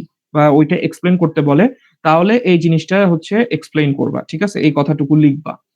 আর যদি তোমাদের স্পেসিফিক্যালি বলে দেয় যে হচ্ছে তোমরা কাপলিং ক্যাপাসিটর কিভাবে ট্রানজিস্টর অ্যাম্প্লিফায়ারে কাজ করে, তখন তোমাদের যে কাজটা করতে হবে তোমাদের এই ফিগারটা হচ্ছে আঁকতে হবে। ঠিক আছে? এখন বলি ওই যে তোমরা যদি সিঙ্গেল স্টেজের ফিগার আঁকাটা শিখো, তাহলে কিন্তু ওই সেইম ফিগারটাই তোমাদের ৩ বার আঁকা। যদি ভালো করে লক্ষ্য করো, দেখো এই অংশটুকু এই যে ইনপুটে একটা দিয়ে রাখছে, এটা এই অংশ যদি বাদ দাও বাকি সব জিনিস কিন্তু সেম। সো এটাই একই একবারে আঁকা মানে একবার যদি আঁকা শিখো তাহলে বাকি এখানে এটার সাথে ৩ টা ৪ টা তোমার মন যদি চায় ৫-৬ টা আঁকতে মন চায় তো তুমি আঁকতে পারো। ঠিক আছে? মিনিমাম তো ২ টা আঁকবাই। তাহলে এই জিনিসটা হয়। এখন যেটা হয় যে এই যে পুরা যে কাপলিং ক্যাপাসিটর আছে এদেরকে এই কানেকশনটাকে বলা হয় cascade connection. So cascade connection নিয়ে আবার ঘাবড়ানোর কিছু নাই। ম্যাথে অনেক সময় ক্যাসকেড কানেকশন এই কথা ওয়ার্ড উল্লেখ থাকতে পারে। তো এটা নিয়ে কিছু না। ক্যাসকেড কানেকশন মানে প্রতিটা যে সিঙ্গেল স্টেজ অ্যাম্প্লিফায়ার আছে তারা সিরিজে কানেক্টেড থাকে। ঠিক আছে? এতটুকুই। সো অ্যাজ কাপলিং ক্যাপাসিটর কিভাবে কাজ করে এই কোয়েশ্চেন যদি আসে তাহলে এই ফিগার আঁকবা এবং এটার ফাংশনে এই যে বোল্ড করে রাখছি কি করে ডিসি ব্লক করে একটা ২ টা স্টেজের মাঝখানে একটা ডিসি আইসোলেশন থাকে এবং আরেক স্টেজ থেকে যখন মানে এক স্টেজ থেকে আরেক স্টেজে যখন যায় তখন বায়াসিং এ কোনো ধরনের ইফেক্ট ফেলে না। আর মেইন কাজ ক্যাপাসিটরের তো জানোই যে সেটা হচ্ছে কি এসিটাকে পাস করে দেওয়া এক স্টেজ থেকে আরেক স্টেজে যাতে করে সিগন্যালটা কোনো ধরনের ডিস্টরশন না হয় বা ডিস্টরশন হলেও খুবই সামান্য পরিমাণে হয়। সো যদি বলে অ্যাজ কাপলিং ক্যাপাসিটর ট্রানজিস্টর অ্যাম্প্লিফায়ারের কাজটা কি? তো সেটা এক্সপ্লেন করতে বললে অবশ্যই এই চিত্র আঁকবা। একে হচ্ছে এইখানে এই যে ব্লু পয়েন্ট দেখে এখানে যে কথা লেখা আছে বোল্ড করা, এই কথাটা অবশ্যই লিখতে হবে। ঠিক আছে? এই পয়েন্টগুলা। এটা গেল। তারপর আসে হচ্ছে আমাদের বাইপাস ক্যাপাসিটর। এই যে ছোট একটা ওই যে বলছিলাম যে এমিটার রেজিস্ট্যান্স এর প্যারালালে হচ্ছে একটা ক্যাপাসিটর থাকে। এটা হচ্ছে একটা বাইপাস হিসেবে কাজ করে। ঠিক আছে? তো এখানে যদি তোমাকে স্পেসিফিক্যালি কোয়েশ্চেন এ বলে যে অ্যাজ বাইপাস ক্যাপাসিটর কিভাবে কাজ করে, তাহলে তুমি এই ফিগারটা আঁকবা। একে হচ্ছে এই সেম জিনিস ওই যে তুমি যদি সিঙ্গেল স্টেজের ওইটা আঁকতে পারো তাহলে এই ফিগারটা আঁকা তোমার জন্য কোনো বড় বিষয় না। এখানে জাস্ট খালি এঁকে এই যে এই তোমার যে আমাদের বাইপাস ক্যাপাসিটরটা আছে এমিটার রেজিস্ট্যান্স এর প্যারালালে এটা জাস্ট খালি দেখানো এবং এর কি কাজ এই জাস্ট খালি এই যে ২ টা পয়েন্ট যদি লিখে দাও তাহলেও হবে। ঠিক আছে? সো এই জিনিসগুলা একটু জাস্ট খালি সুন্দর করে লিখে দেওয়া এবং কোয়েশ্চেন ওয়াইজ যেটা আসবে সেটা লিখে দিবা। ঠিক আছে? ভালো করে কোয়েশ্চেন পড়বা। যে কাপলিং ক্যাপাসিটর চাচ্ছে নাকি বাইপাস চাচ্ছে নাকি পুরা ক্যাপাসিটরের কি রোল সেটা চাচ্ছে। সেই অনুযায়ী অ্যান্সার করবা। ওকে? সো এখান থেকে এই ৩টা জিনিসই আসার চান্স অনেক হাই। তো ভালো করে এই অংশটুকু এই স্লাইডে পড়বা। তারপর আসি হচ্ছে আমাদের কিছু ইম্পর্টেন্ট টার্মস। এগুলো হচ্ছে আমাদের ১ মার্কের কোয়েশ্চেনে আসতে পারে যে অ্যাম্প্লিফায়ারের গেইন কি, তারপর ফ্রিকোয়েন্সি রেসপন্স কেমন হয়, তারপর আমাদের হচ্ছে ইম্পর্টেন্সটা কি, এই জিনিসগুলো একটু ছোট, ছোট করে দেওয়া আছে। এগুলো জাস্ট দেখবা যে ডেসিবল গেইন কাকে বলে, বেল পাওয়ার গেইন কাকে বলে, এই জিনিসগুলো হচ্ছে একটু দেখে যাওয়া ১ মার্কের কোয়েশ্চেনে, ঠিক আছে? আর এখানে কিছু মানে প্রুফ আছে। এই প্রুফ তোমাদের জীবনেও দিবে না। সো পেইন খাওয়ার কিছু নাই। তারপর হচ্ছে ব্যান্ডউইথ, ব্যান্ডউইথ কাকে বলে, ঠিক আছে? তারপর এখানে হচ্ছে একটা ইয়েলো বক্স করা আছে। কেন হিউম্যান ইয়ার 70.7% এ গেলে হচ্ছে যেকোনো ধরনের আওয়াজ ডিটেক্ট করতে পারে, ঠিক আছে? সো সে এখানে একটা লেখা আছে, এই জিনিসটা একটু পড়ে যাবা। এটা ১ মার্কের কোয়েশ্চেনে আসতে পারে, ঠিক আছে? আর এখান থেকে চ্যাপ্টারে কিছু নাই। এটার এই চ্যাপ্টারে যে ম্যাথ গুলা আছে, এই ম্যাথ গুলা তো দেখবা, দেখাই দিছি। ভিডিও তোমাদের আবার দেওয়া আছে। যারা ক্লাসে ম্যাথ করছো তারা পারা উচিত। যারা এখনো করো নাই তারা আবার ভালো করে হচ্ছে এগুলো থিওরি পড়ে ম্যাথ গুলা করবা। আশা করি হচ্ছে পারবা। আচ্ছা, তো এই গেল আমাদের ট্রানজিস্টর অ্যাম্প্লিফায়ার। তারপর আমাদের কি আছে দেখি। আচ্ছা, তারপর আসে হচ্ছে অ্যাম্প্লিফায়ার্স উইথ নেগেটিভ ফিডব্যাক। খুবই ইম্পর্টেন্ট একটা স্লাইড, ঠিক আছে? এই যে লাস্টের যে ৩-৪টা স্লাইড আছে, এখান থেকে ম্যাক্সিমাম থিওরি কোয়েশ্চেন আসবে এবং ম্যাথও এখান থেকেই বেশি আসবে। তো এই স্লাইডগুলা একটু ভালো করে পড়বা। তো ফিডব্যাক একটা কি জিনিস সেটা হচ্ছে এখানে দেখবা যে আমরা একটা সামান্য পরিমাণে একটা এনার্জি হচ্ছে ইনজেক্ট করি, বা হচ্ছে আমরা যে আউটপুট পাই সেটাকে একটা লুপের মধ্যে যদি আমরা ঘুরাইতে চাই, তো সেই জিনিসটাকে মানে আউটপুট সিগন্যাল থেকে যা পাচ্ছি সেটাকে আবার যদি ইনপুট সিগন্যালে পাঠাইতে চাই, তাহলে আমাদের সামান্য পরিমাণে একটা এনার্জি হচ্ছে ইনজেক্ট করতে হয়। তো এটা কেন করা হয়? এটার একটাই পারপাস, সেটা হচ্ছে যে আমাদের যে অ্যাম্প্লিফায়ারে নয়েজ হয় প্রচুর, ঠিক আছে? বা আমরা সিগন্যাল যখন দেখি তখন প্রচুর পরিমাণে ডিস্টরশন দেখতে পাই। তো এই নয়েজটা হচ্ছে রিডিউস করার জন্য, এবং মেইন কথা হচ্ছে আমাদের অপারেশনটাকে অনেক বেশি স্টেবল রাখার জন্য। যত বেশি স্টেবল রাখা যায় সেক্ষেত্রে আমাদের এই ফিডব্যাক গুলো ইউজ করা হয়। তো এখন ফিডব্যাক হচ্ছে আবার ২ ধরনের, পজিটিভ ফিডব্যাক, নেগেটিভ ফিডব্যাক, ঠিক আছে? তো পজিটিভ ফিডব্যাক যেটা হয় সে জিনিসটা হচ্ছে খুব বেশি এত ইউজ করা হয় না। আর এখানে এটা নিয়ে আমরা এত ডিটেইলস এ পড়বো না। আমরা মেইনলি নেগেটিভ ফিডব্যাক নিয়ে পড়বো। তো পজিটিভ ফিডব্যাক এ যে জিনিসটা হয় সহজ করে বুঝতে হলে, যে আমাদের এখানে যে ফেজ শিফটটা হবে প্রতিটা সিগন্যালের, সেটা কি 180 ডিগ্রি প্লাস 180 ডিগ্রি অর্থাৎ 360 ডিগ্রি, অথবা 0 ডিগ্রিতে ফেজ শিফটটা হয়, এবং আমাদের ওভারঅল যে গেইনটা থাকে সেটাকে ইনক্রিজ করা হয়। ঠিক আছে? সো যদি by any chance positive feedback কি এবং এটাকে এক্সপ্লেইন করতে বলে, তাহলে হচ্ছে এই ফিগারটা আঁকবা এবং এই ২ টা কথা একটু লিখে দিবা যে ফেজ শিফটটা হচ্ছে 360 ডিগ্রিতে হয় এবং ওভারঅল গেইনটা ইনক্রিজ করে। ঠিক আছে? এছাড়া আর এটা কোথায় ইউজ হয় এগুলো একটু দেখে রাখতে পারো। এখান থেকে কোয়েশ্চেন খুব একটা আসার চান্স খুব কম। আচ্ছা।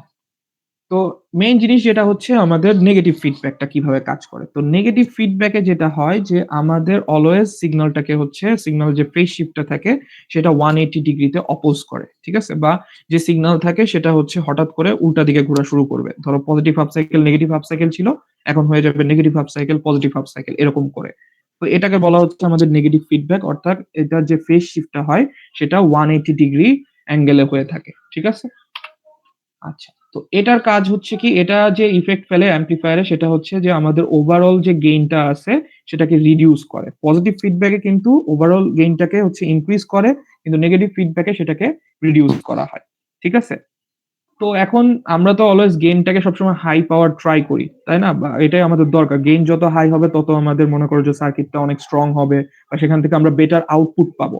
কিন্তু আমরা নেগেটিভ ফিডব্যাকে দেখতে পাচ্ছি যে হচ্ছে ওভারঅল গেইনটা হচ্ছে রিডিউস হয়ে যাচ্ছে। তারপরেও আমরা কেন নেগেটিভ ফিডব্যাকটা বেশি ইউজ করি?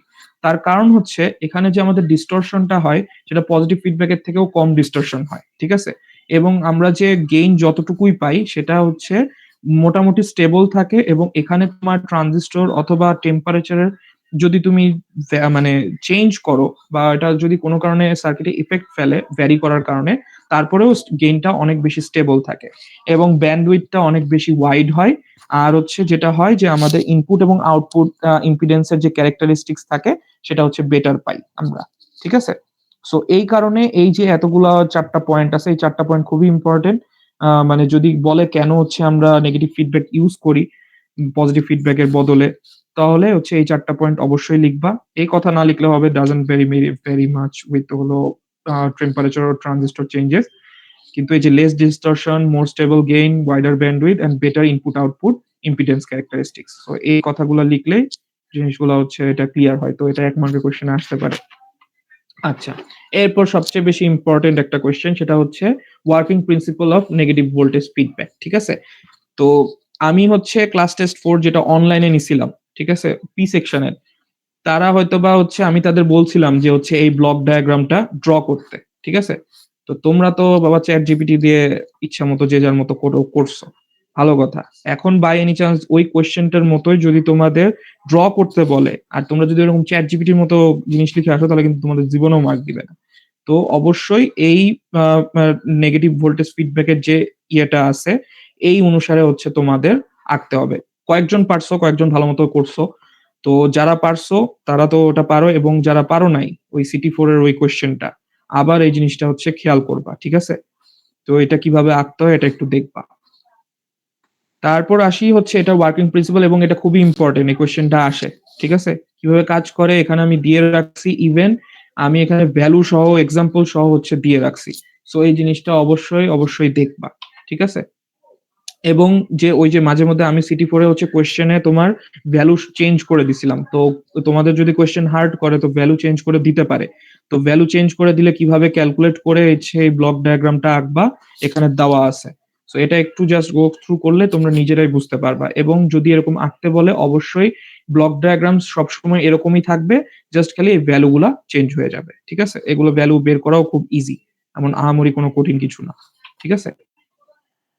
আচ্ছা, তো এখানে এই যে যেটা বললাম যে কিভাবে হচ্ছে কাজ করে সেটা এক্সাম্পল সহ দেওয়া আছে।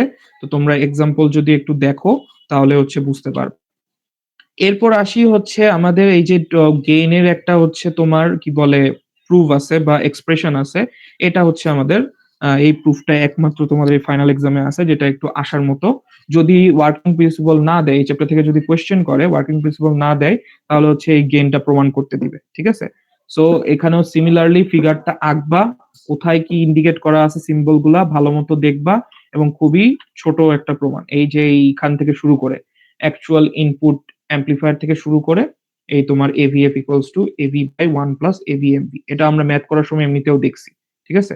সো এই জিনিসটা হচ্ছে জাস্ট খালি আমাদের এক্সপ্রেশনটা একটু প্রমাণ করা, সবাই হচ্ছে একটু দেখে নিবা। ঠিক আছে? আর এই চ্যাপ্টারে যে ম্যাথ আছে, এই ম্যাথ গুলোও খুব ইম্পর্টেন্ট। এখান থেকে ম্যাথ আসবেই। এটা মাস্ট। এখান থেকে এই চ্যাপ্টারের একটা ম্যাথ পাবাই তোমরা। 13 চ্যাপ্টারের যে 8 টা ম্যাথ আছে, এই 8 টা ম্যাথের যেকোনো একটা ম্যাথ আসবেই। তো এই চ্যাপ্টার ম্যাথ গুলো অবশ্যই ভালো করে যাবা। আচ্ছা, এটা গেল আমাদের লেকচার 20। তারপর হচ্ছে লেকচার 21। আচ্ছা, তো এইখানে এবার আসি হচ্ছে আমাদের অপ অ্যাম্প এর ইন্ট্রোডাকশন। তো এখান থেকে কোয়েশ্চেন হলে মেইনলি 1 মার্কের কোয়েশ্চেনই আসে যে অপ অ্যাম্প কি, অপ অ্যাম্প ইউজ করার পারপাস কি, আর তারপর হচ্ছে অপ অ্যাম্প এর পিন ডায়াগ্রাম সেটা হচ্ছে আঁকা শিখতে হবে। এই যে এটা হচ্ছে আমাদের পিন ডায়াগ্রাম। এটাই যদি পিন ডায়াগ্রাম আঁকতে বলে অবশ্যই এটা আঁকবা, এবং এটা যদি আঁকতে পারো তাহলে সার্কিটটাও হচ্ছে আঁকা শিখে যাবা। ঠিক আছে? তো এই পয়েন্টগুলো যদি মনে রাখো তাহলে এখানে এই পয়েন্টটাও আঁকতে পারবা। সো ২ টা জিনিস, একটা হয়তোবা বলতে পারে অপ অ্যাম্প এর সার্কিট ডায়াগ্রাম আঁকো, অথবা অপ অ্যাম্প এর পিন ডায়াগ্রাম আঁকো। পিন ডায়াগ্রাম হলো এটা, এবং এটা হচ্ছে আমাদের সার্কিট ডায়াগ্রাম। ঠিক আছে? আর কিছু পোলারিটি কনভেনশন বলতে পারে যে ১ মার্কের কোয়েশ্চেনে যে অপ অ্যাম্প এর পোলারিটি মানে কনভেনশনটা কি হয়? এই মাইনাস সাইনটা দিয়ে কি বুঝায়? প্লাস সাইন দিয়ে কি বুঝায়? এই জিনিসটা জাস্ট খালি একটু লিখা। ঠিক আছে? তারপর আসে হচ্ছে আমাদের পাওয়ার সাপ্লাই এর ডিরেকশন কেমন হয়? এগুলো ১ মার্কের কোয়েশ্চেনে আসলেও আসতে পারে, নাও আসতে পারে। তবে এইটা এই যে অপ অ্যাম্প এর সিম্বল এরটা পোলারিটি কনভেনশন, এটা ইম্পোর্টেন্ট। এটা আসে। ঠিক আছে? তারপর হচ্ছে আরেকটা যেটা থাকে যে ইকুইভ্যালেন্ট সার্কিটটা দেখতে কেমন হয় বা ড্র করতে বলে। এই সার্কিটের মডেলটা হচ্ছে তোমাদের আঁকতে হবে। ঠিক আছে? তারপর এখানে আর তেমন কিছু ইম্পোর্টেন্ট নাই। তারপর এই কোয়েশ্চেন ১ মার্কের জন্য এই কোয়েশ্চেনটা ইম্পোর্টেন্ট যে why feedback is important। ঠিক আছে? তো একটা অপ অ্যাম্প এর ফিডব্যাক দেওয়া হয়, কেন দেওয়া হয়? এই জিনিসটা হচ্ছে একটু দেখবা। ৩ টা পয়েন্ট আছে। একটু জাস্ট খালি তোমরা ১ টা ২ টা পয়েন্ট বা ১ টা ২ টা সেন্টেন্সে এই জিনিসগুলো লিখে দিলেও হবে। কোন সমস্যা নেই। তারপর অবশ্যই হচ্ছে এই যে আমাদের ৪ নাম্বার যে পয়েন্টটা, ৩ টা অপারেটিং রিজিয়নস অপ অ্যাম্প এর সেটা হচ্ছে গ্রাফিক্যালি এখানে দেওয়া আছে এবং কোন রিজিয়নে কিভাবে কাজ করতেছে এই ভ্যালু গুলা একটু দেখে রাখবা। ঠিক আছে? এখান থেকে ১ মার্কের কোয়েশ্চেনটা আসতে পারে যে ৩ অপারেটিং রিজিয়নস এ দেখাইতে যে গ্রাফে শো করো বা ড্র করতে বলে।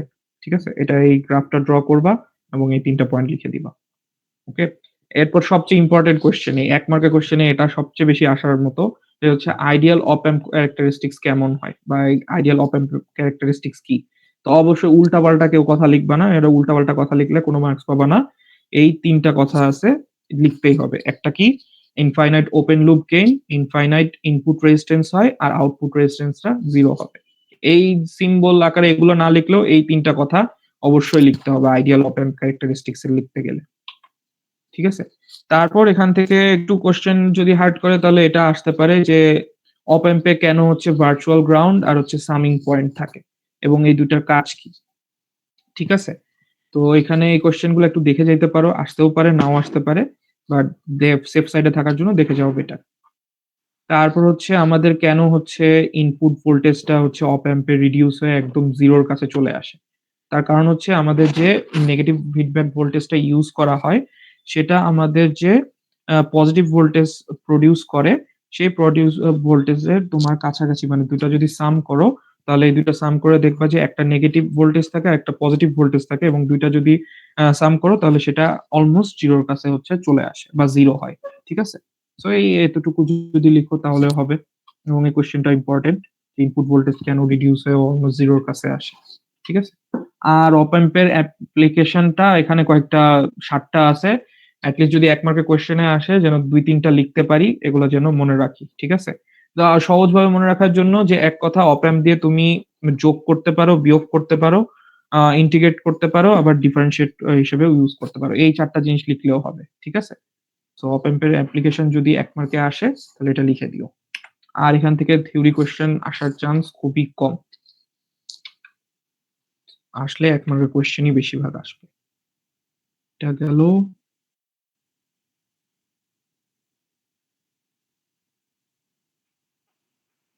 আচ্ছা, এবার হচ্ছে যে লাস্টের এই ২ টা স্লাইড, লেকচার 22 সাইনোসয়েডাল অসিলেটর।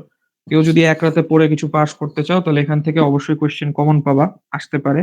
তো এই জিনিসটা হচ্ছে একটু পড়ে রাখবা। প্রথমত হচ্ছে সাইনোসয়েডাল অসিলেটর অ্যাকচুয়ালি কি? এর কাজ কি? এর কাজ হচ্ছে আমাদের যে সাইনোসয়েডাল ওয়েভ গুলা আছে এটা হচ্ছে জেনারেট করা। ঠিক আছে? এবং এটা একটা কাজ যেটা হচ্ছে যে এটা কন্টিনিউয়াসলি একটা এসি সিগন্যাল প্রোভাইড করবে এবং এখানে যেটা হয় যে তোমার ফ্রিকোয়েন্সি জেনারেট করে না, অর্থাৎ এর মধ্যে কোনো ধরনের এনার্জি ক্রিয়েট হয় না। ঠিক আছে? আর যেটা হয় যে আমাদের যে ডিসি এনার্জি থাকে এটাকে এসি এনার্জিতে একটা মানে কনভার্ট করে একটা কোনো নির্দিষ্ট ফ্রিকোয়েন্সিতে তোমার যেখানে প্রয়োজন পড়বে সেই ফ্রিকোয়েন্সিতে তুমি হচ্ছে ডিসি এনার্জিটাকে এসি এনার্জিতে কনভার্ট করতে পারো। ঠিক আছে? তারপর হচ্ছে স্যার তোমার যেটা হ্যাঁ, এখান থেকে কি স্যার মানে এই চ্যাপ্টার থেকে কি কোনো ম্যাথমেটিক্যাল কোয়েশ্চেন আসার সম্ভাবনা আছে নাকি এই চ্যাপ্টারের সব এর theory? পরে লাস্টের যে স্লাইড আছে ওই যে হার্টলি অসিলেটর আর হচ্ছে তোমার কলপিট অসিলেটর, ওইটার ম্যাথ গুলা আসে। ঠিক আছে? আচ্ছা তো ঠিক এখান আছে। থেকে কোয়েশ্চেন আসলে যে আমি বলতেছি এখন সেটা হচ্ছে এই যে যে একটা অল্টারনেটর কেন অসিলেটর হিসেবে কাজ মানে অসিলেটর নয়। ঠিক আছে? এই কোয়েশ্চেনটা ১ মার্কেও আসতে পারে আবার অনেক সময় থিওরি কোয়েশ্চেনেও আসতে পারে। তো যাই আসুক কথাগুলা হচ্ছে এভাবে লিখে দিবা যে অল্টারনেটর কি করে? একটা মেকানিক্যাল এনার্জিকে এসি ইলেকট্রিক্যাল এনার্জিতে কনভার্ট করে ঠিকই। আর অসিলেটর যে কাজটা করে সে কি করে? ডিসি ইলেকট্রিক্যাল এনার্জিটাকে এসি ইলেকট্রিক্যাল এনার্জিতে কনভার্ট করে। ঠিক আছে? হুম। তো আর যেটা আছে যে এই অল্টারনেটরের যে ফ্রিকোয়েন্সি রেঞ্জ থাকে সেটা খুবই লো হয়। ইউজুয়ালি 50 হার্টজ থেকে 60 হার্টজ এর মধ্যে থাকে। কিন্তু অসিলেটরে তুমি যেকোনো আ আ ধরনের হাই ফ্রিকোয়েন্সি জেনারেট করতে পারো। জি তার স্যার। কারণে লাস্টে এই যে এই ৩-৪ টা পয়েন্ট একটু বলে দিতে পারো that's why alternator is not an oscillator. ঠিক আছে? জি স্যার এগুলা বুঝতে লিখে দিবা। পারছি। ঠিক আছে? আর এই জিনিস যদি মানে এই অল্টারনেটর কেন অসিলেটর হয় বা অসিলেটর না এটা যদি পড়তে পারো বা মনে থাকে তাহলে এই অসিলেটরের অ্যাডভান্টেজ গুলা ওই সেম কথাগুলাই লিখে দিবা। যে হচ্ছে এটা একটা non mechanical full electronic device, DC এনার্জিকে ইলেকট্রিক্যাল এনার্জি এসি তে কনভার্ট করতেছে। আর হচ্ছে যেকোনো হাই ফ্রিকোয়েন্সিতে আমরা জেনারেট করতে পারি। ঠিক আছে? আচ্ছা।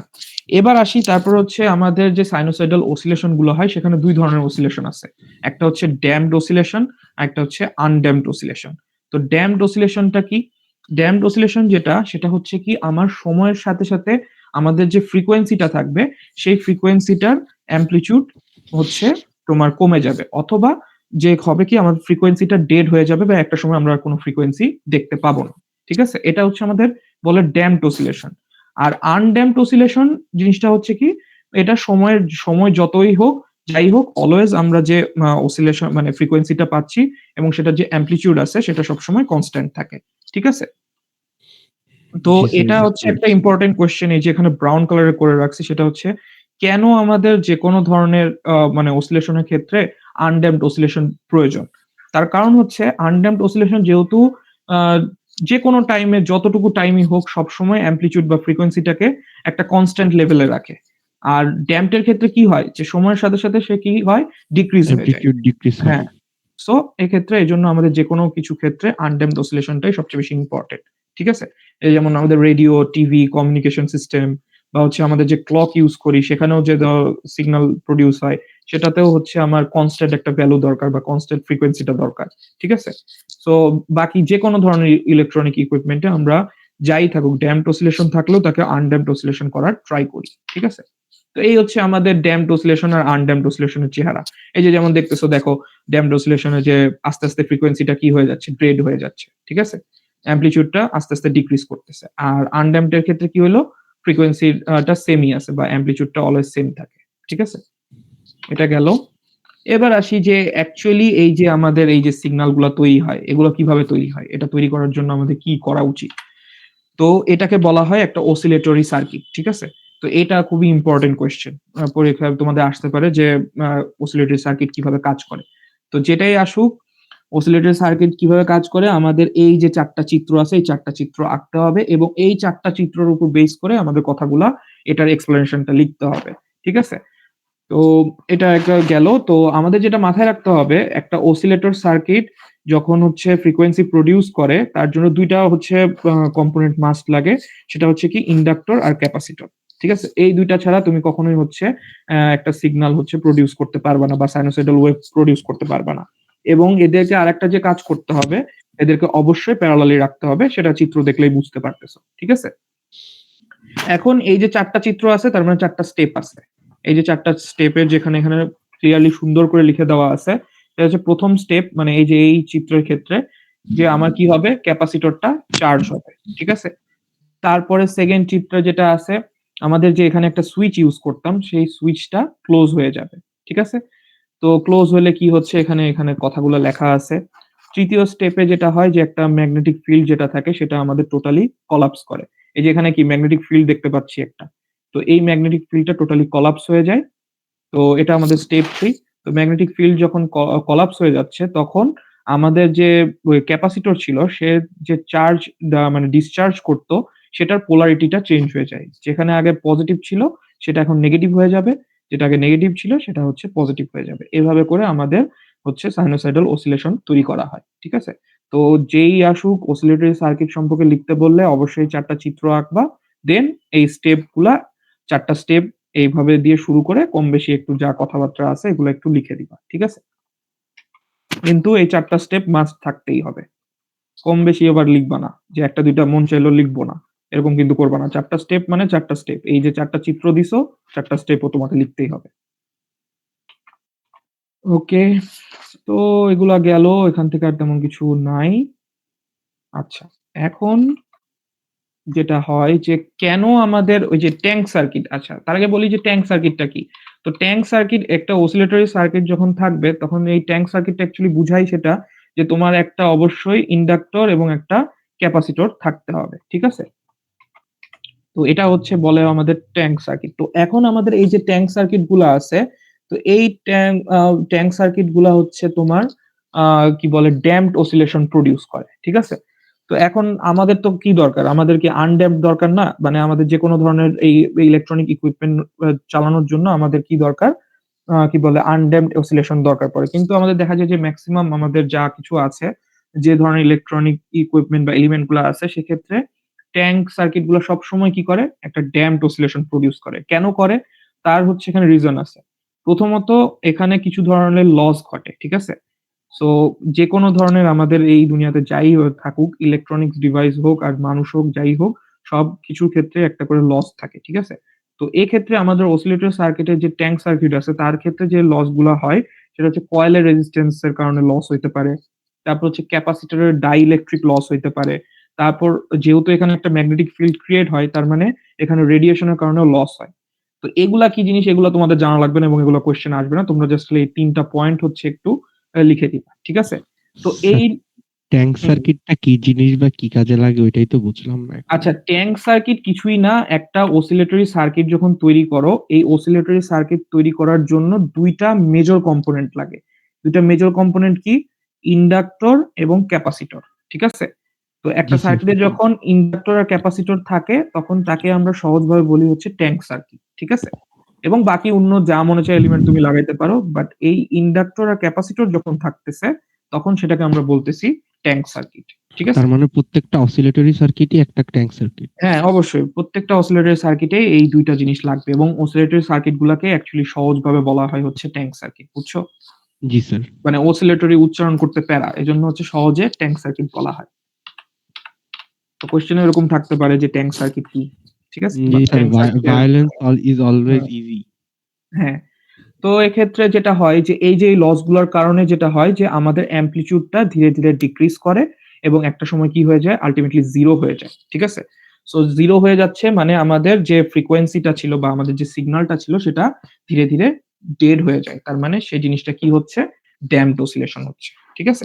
সো এত কিছু না লিখলেও হবে। এই ৩ টা পয়েন্ট লিখলেই হবে যে কয়েল রেজিস্ট্যান্স এর কারণে হয়, ক্যাপাসিটরের ডাইইলেকট্রিক লসের কারণে হয় এবং রেডিয়েশন লসের কারণে হয়ে থাকে।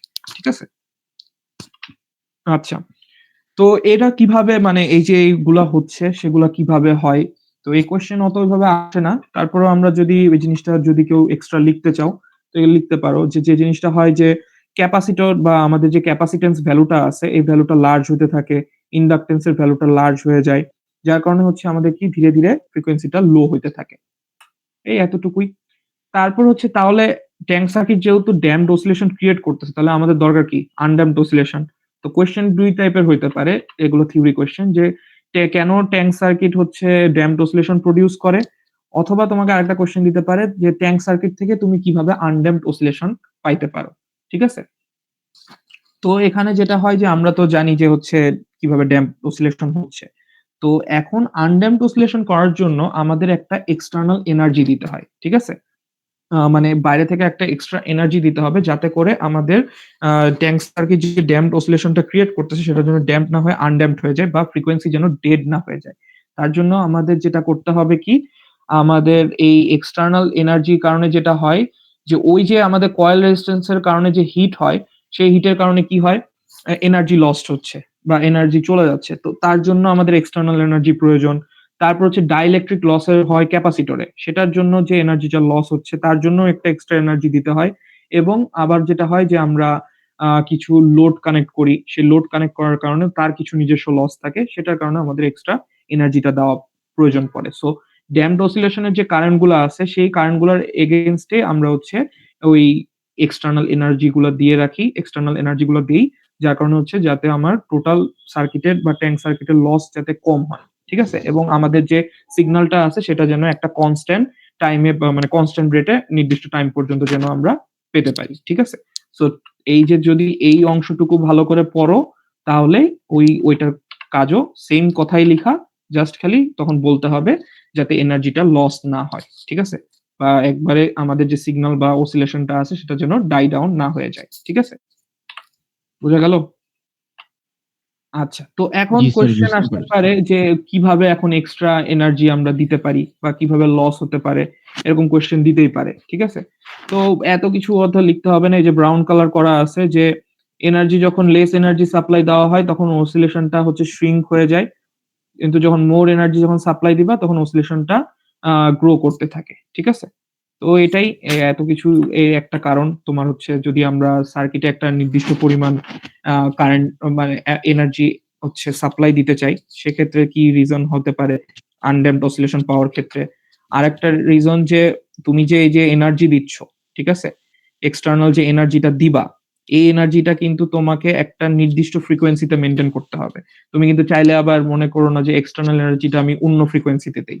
ধরো তোমার যে সার্কিটের ট্যাঙ্ক সার্কিটের যে ফ্রিকোয়েন্সি আছে সেটা হচ্ছে 50 হার্জ, তাহলে তুমি এক্সটার্নাল যে এনার্জি দিবা, যে ভোল্টেজ সোর্স বা ব্যাটারি যা মনে চাই ইউজ করে, সেটার ফ্রিকোয়েন্সিও কিন্তু তোমাকে অলওয়েজ 50 হার্জে রাখতে হবে। আদারওয়াইজ কিন্তু তোমার সার্কিট তখন টোটালি কাজ করবে না, তখন কিন্তু টোটালি দেখা যাবে যে বিভিন্ন ধরনের ব্রেকডাউন হতে পারে। তো এই দুইটা পয়েন্ট অবশ্যই মাথায় রাখতে হবে যখন আনড্যাম্পড অসিলেশন আমরা চাই ট্যাঙ্ক সার্কিট থেকে। আর বাকি এখানে তেমন কিছু নাই। তো যদি তোমরা এই দুইটা জিনিস সাকসেসফুলি পুল অফ করো, তাহলে হচ্ছে তোমাদের যেটা হবে যে তোমরা একটা কন্টিনিউয়াস একটা সিগন্যাল সবসময় পেতে থাকবা। তো এই হচ্ছে আমাদের ট্যাঙ্ক সার্কিট থেকে আনড্যাম্পড অসিলেশন পাওয়ার ওয়ে। তো এখানে যে কোয়েশ্চেন গুলো আছে অবশ্যই ভালো করে দেখবা, ঠিক আছে? এখান থেকে কিন্তু কোয়েশ্চেন আসার মতো, এবং জিনিসটা মোটামুটি অন্য চ্যাপ্টার থেকে এটা একটু সহজ। আচ্ছা, লাস্ট আর একটা চ্যাপ্টার আছে, তো এখান থেকে তেমন কিছু আসে না, ম্যাথই আসে বেশিরভাগ ক্ষেত্রে। তো এখানে মেইনলি অসিলেটর অনেক ধরনের হয় এবং একজনেরটা দেখে আরেকজন কপি করে একটু আপগ্রেড করে বানায়। তো সেই জিনিসই হচ্ছে এখানে আছে। তো আমরা এখানে মেইনলি দুইটা অসিলেটর সম্পর্কে জানার ট্রাই করব। একটা হচ্ছে কোলপিট আর একটা হচ্ছে হার্টলি, ঠিক আছে? দুইটা খুবই সিমিলার কাইন্ড অফ জিনিস, মানে খুব বেশি চেঞ্জ নেই। তো কোলপিট যে কাজটা করে, কোলপিটের ক্ষেত্রে যে ট্যাঙ্ক সার্কিটের চেহারাটা হবে, সে ট্যাঙ্ক সার্কিটে থাকবে হচ্ছে দুইটা ক্যাপাসিটর এবং একটা ইন্ডাক্টর, ঠিক আছে? এটা হচ্ছে কোলপিট অসিলেটরের চেহারা। সেটা যে তোমরা দেখতে পাচ্ছ যে এই যে দেখো, দুইটা ক্যাপাসিটর ইউজ করতেছে লোডে এবং একটা ইন্ডাক্টর ইউজ করতেছে। তো এই চেহারা যখন, এটা ম্যাথেও কিন্তু এরকম সার্কিট আমাদের ড্র করতে হইতে পারে, ঠিক আছে? ম্যাথে তোমাদের কোশ্চেন আসতে পারে যে ডিজাইন করো, তখন কিন্তু তোমাদের একটু আঁকা শিখতে হবে। এখন দেখো, যদি তোমরা হচ্ছে এই যে এই অংশটুকু বাদ দিয়ে রাখো, তাহলে এই অংশটুকু যদি দেখো, এই অংশটা কিন্তু সিমিলার সেই আমাদের সিঙ্গেল স্টেজ মাল্টি স্টেজ অ্যাম্পলিফায়ারের যে চেহারাটা, ওই প্র্যাকটিক্যাল সার্কিটটার মতো সিমিলার। এই জন্য বলছিলাম যে ওই একটা চিত্র যদি আঁকা শিখো, তাহলে বাকিগুলা সিমিলার। ওটা আঁকতে পারলে এখানে জাস্ট খালি মাথায় থাকবে যে আমাদের দুইটা ক্যাপাসিটর হচ্ছে সিরিজে আমরা কানেক্ট করবো এবং দুইটা ক্যাপাসিটরের প্যারালালে একটা হচ্ছে ইন্ডাক্টর থাকবে, ঠিক আছে? এবং এখানে টোটাল ক্যাপাসিট্যান্স বের করার যে ফর্মুলা এবং ফ্রিকোয়েন্সি, এগুলো ম্যাথ করার দিন বা ম্যাথের যে ফর্মুলা আছে বা ম্যাথের যে পিডিএফ দেখবা ওগুলোতেও পাবা, এবং আমি বলেও দিছিলাম। তো ওগুলো আরেকবার গো থ্রু করলে বুঝতে পারবা, ঠিক আছে? আচ্ছা, তারপর এখান থেকে একটা কোশ্চেন আসে, সেটা হচ্ছে যে কোলপিট অসিলেটর কেন হচ্ছে পজিটিভ ফিডব্যাক প্রডিউস করে, ঠিক আছে? তো এটা সহজভাবে লেখার জন্য বা সহজভাবে মনে রাখার জন্য মাথায় রাখতে হবে, আমাদের যখনই বলবে যে পজিটিভ ফিডব্যাক কে প্রডিউস করে বা কোনো কিছু কি হচ্ছে পজিটিভ ফিডব্যাকের ক্ষেত্রে, তখন কিছু চিন্তা ভাবনা না করে একটা জিনিসই লিখবা, সেটা হচ্ছে কি আমাদের ফেজ শিফট এটা 360 ডিগ্রিতে কাজ করে বা 0 ডিগ্রিতে কাজ করে, যার কারণে আমাদের যে ফিডব্যাকটা প্রডিউস করা হয় সেটা হচ্ছে পজিটিভ ফিডব্যাক প্রডিউস করে। এতটুকু কথা, এই যে লাস্টের এই কথাটুকু, ঠিক আছে? এখানে যে ফেজ শিফটটা হয় সেটা 360 ডিগ্রিতে হয়। 360 ডিগ্রি মানে 0 ডিগ্রি আলটিমেটলি বুঝাচ্ছে। সো এই 0 ডিগ্রিতে আমাদের অ্যাকচুয়ালি পজিটিভ ফিডব্যাক প্রডিউস হয়। এতটুকু কথা, আর চাইলে এই চিত্রটা এঁকে দিতে পারো, ঠিক আছে? অনেক সময় ম্যাথে হচ্ছে তোমাদের বলে যে ডিজাইন করো পজিটিভ ফিডব্যাক, এই কলপিটের ক্ষেত্রে এইসব দিয়ে এই সার্কিটও ডিজাইন করতে হবে। দেন তোমাদের এই যে দুইটা ছোট একটা জিনিস আছে, এটা খালি লিখে দিতে হবে, এই চিত্রটা ফিডব্যাক সার্কিট যদি আঁকতে বলে। ওকে, তারপর সার্কিট অপারেশন, এটা হচ্ছে এত কিছু পড়তে হবে না। মেইন কথা হচ্ছে আমরা আগের স্লাইডে যে সার্কিট অসিলেটরের সার্কিটের যে 4টা স্টেপ পড়ছি, ওই 4টা স্টেপই সিমিলার এখানে হুবহু তুলে দিবা। এত এটা নিয়ে মাথা ব্যথা করার কিছু নাই, ঠিক আছে? সেটা কলপিট আসুক আর হচ্ছে হার্টলি আসুক, একই কথা, মেইনলি একই জিনিসই লেখা আছে, একই কথাই আছে, কিন্তু এখানে ফেজ শিফটের কথা আছে এবং তোমরা এত কিছু পড়ে গেলে জীবনেও মনে রাখতে পারবে না। সো এত প্যারা নেওয়ার কিছু নাই। সো আগের চ্যাপ্টারের যে সার্কিট অসিলেটরি সার্কিটের 4টা স্টেপ পড়বা, ওই 4টা স্টেপই এইখানে কলপিট আসলে কলপিটেও লিখে দিবা, তারপর হচ্ছে যদি হার্টলি আসলে হার্টলিতেও লিখে দিবা, ঠিক আছে? আর বাকি এই জিনিসগুলো হচ্ছে আমাদের ম্যাথ করার জন্য ইউজ করা হয়। তো এই সূত্রগুলো তো এমনি ম্যাথ করার সময় পড়বা।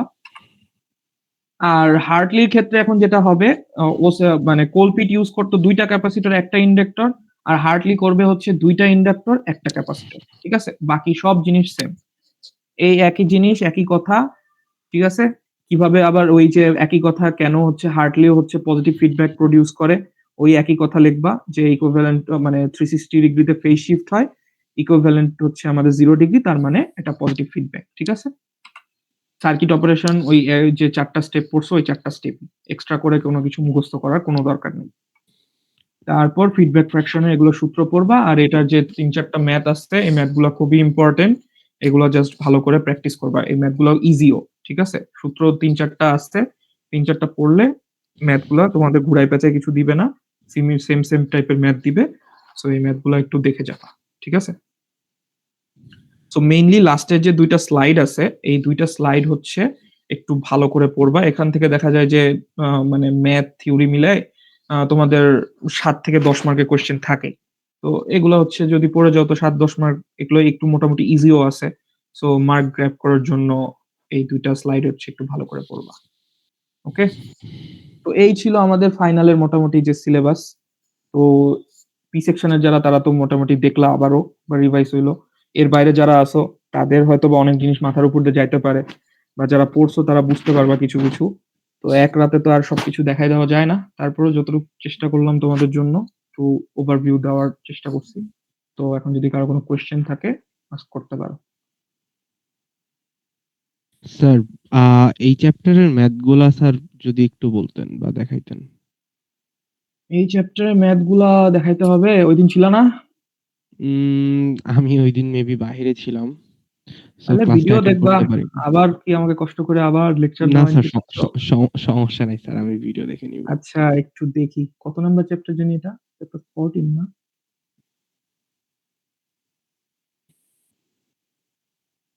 হুম, এই যে, তো এখানে দেখো, এখানে হচ্ছে 3-4টা ম্যাথই আছে, ঠিক আছে? তো এখন এখান থেকে কোয়েশ্চেন আসতে পারে, যেটা হচ্ছে যে তোমাদের এই যে C1 আর C2 যে ভ্যালু দেওয়া আছে না, জি স্যার। দেখতে পাচ্ছ আরাফাত, এই যে C1 C2 যে ভ্যালু, এই হুম। 2টা ভ্যালু তোমাদের দিবে না, ঠিক আছে?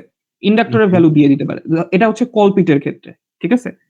তো এই 2টা ভ্যালু তোমাদের দিবে না, তোমাদের কোয়েশ্চেনটা বলবে যে ডিজাইন আ কলপিট সার্কিট, যেখানে হচ্ছে হ্যান ত্যান তোমার অন্য ভ্যালু গুলা বলে দিবে যে অপারেটিং ফ্রিকোয়েন্সি এত, বা হচ্ছে ইন্ডাকটেন্সের ভ্যালু এত, ঠিক আছে? তোমাকে কি করতে হুম। হবে, তোমাকে এই সার্কিটটা এইভাবে যেভাবে আছে এভাবে পুরাটা আঁকবা, একে তোমাকে হচ্ছে এই C1 আর C2 ভ্যালুটা বের করতে হবে, ঠিক আছে?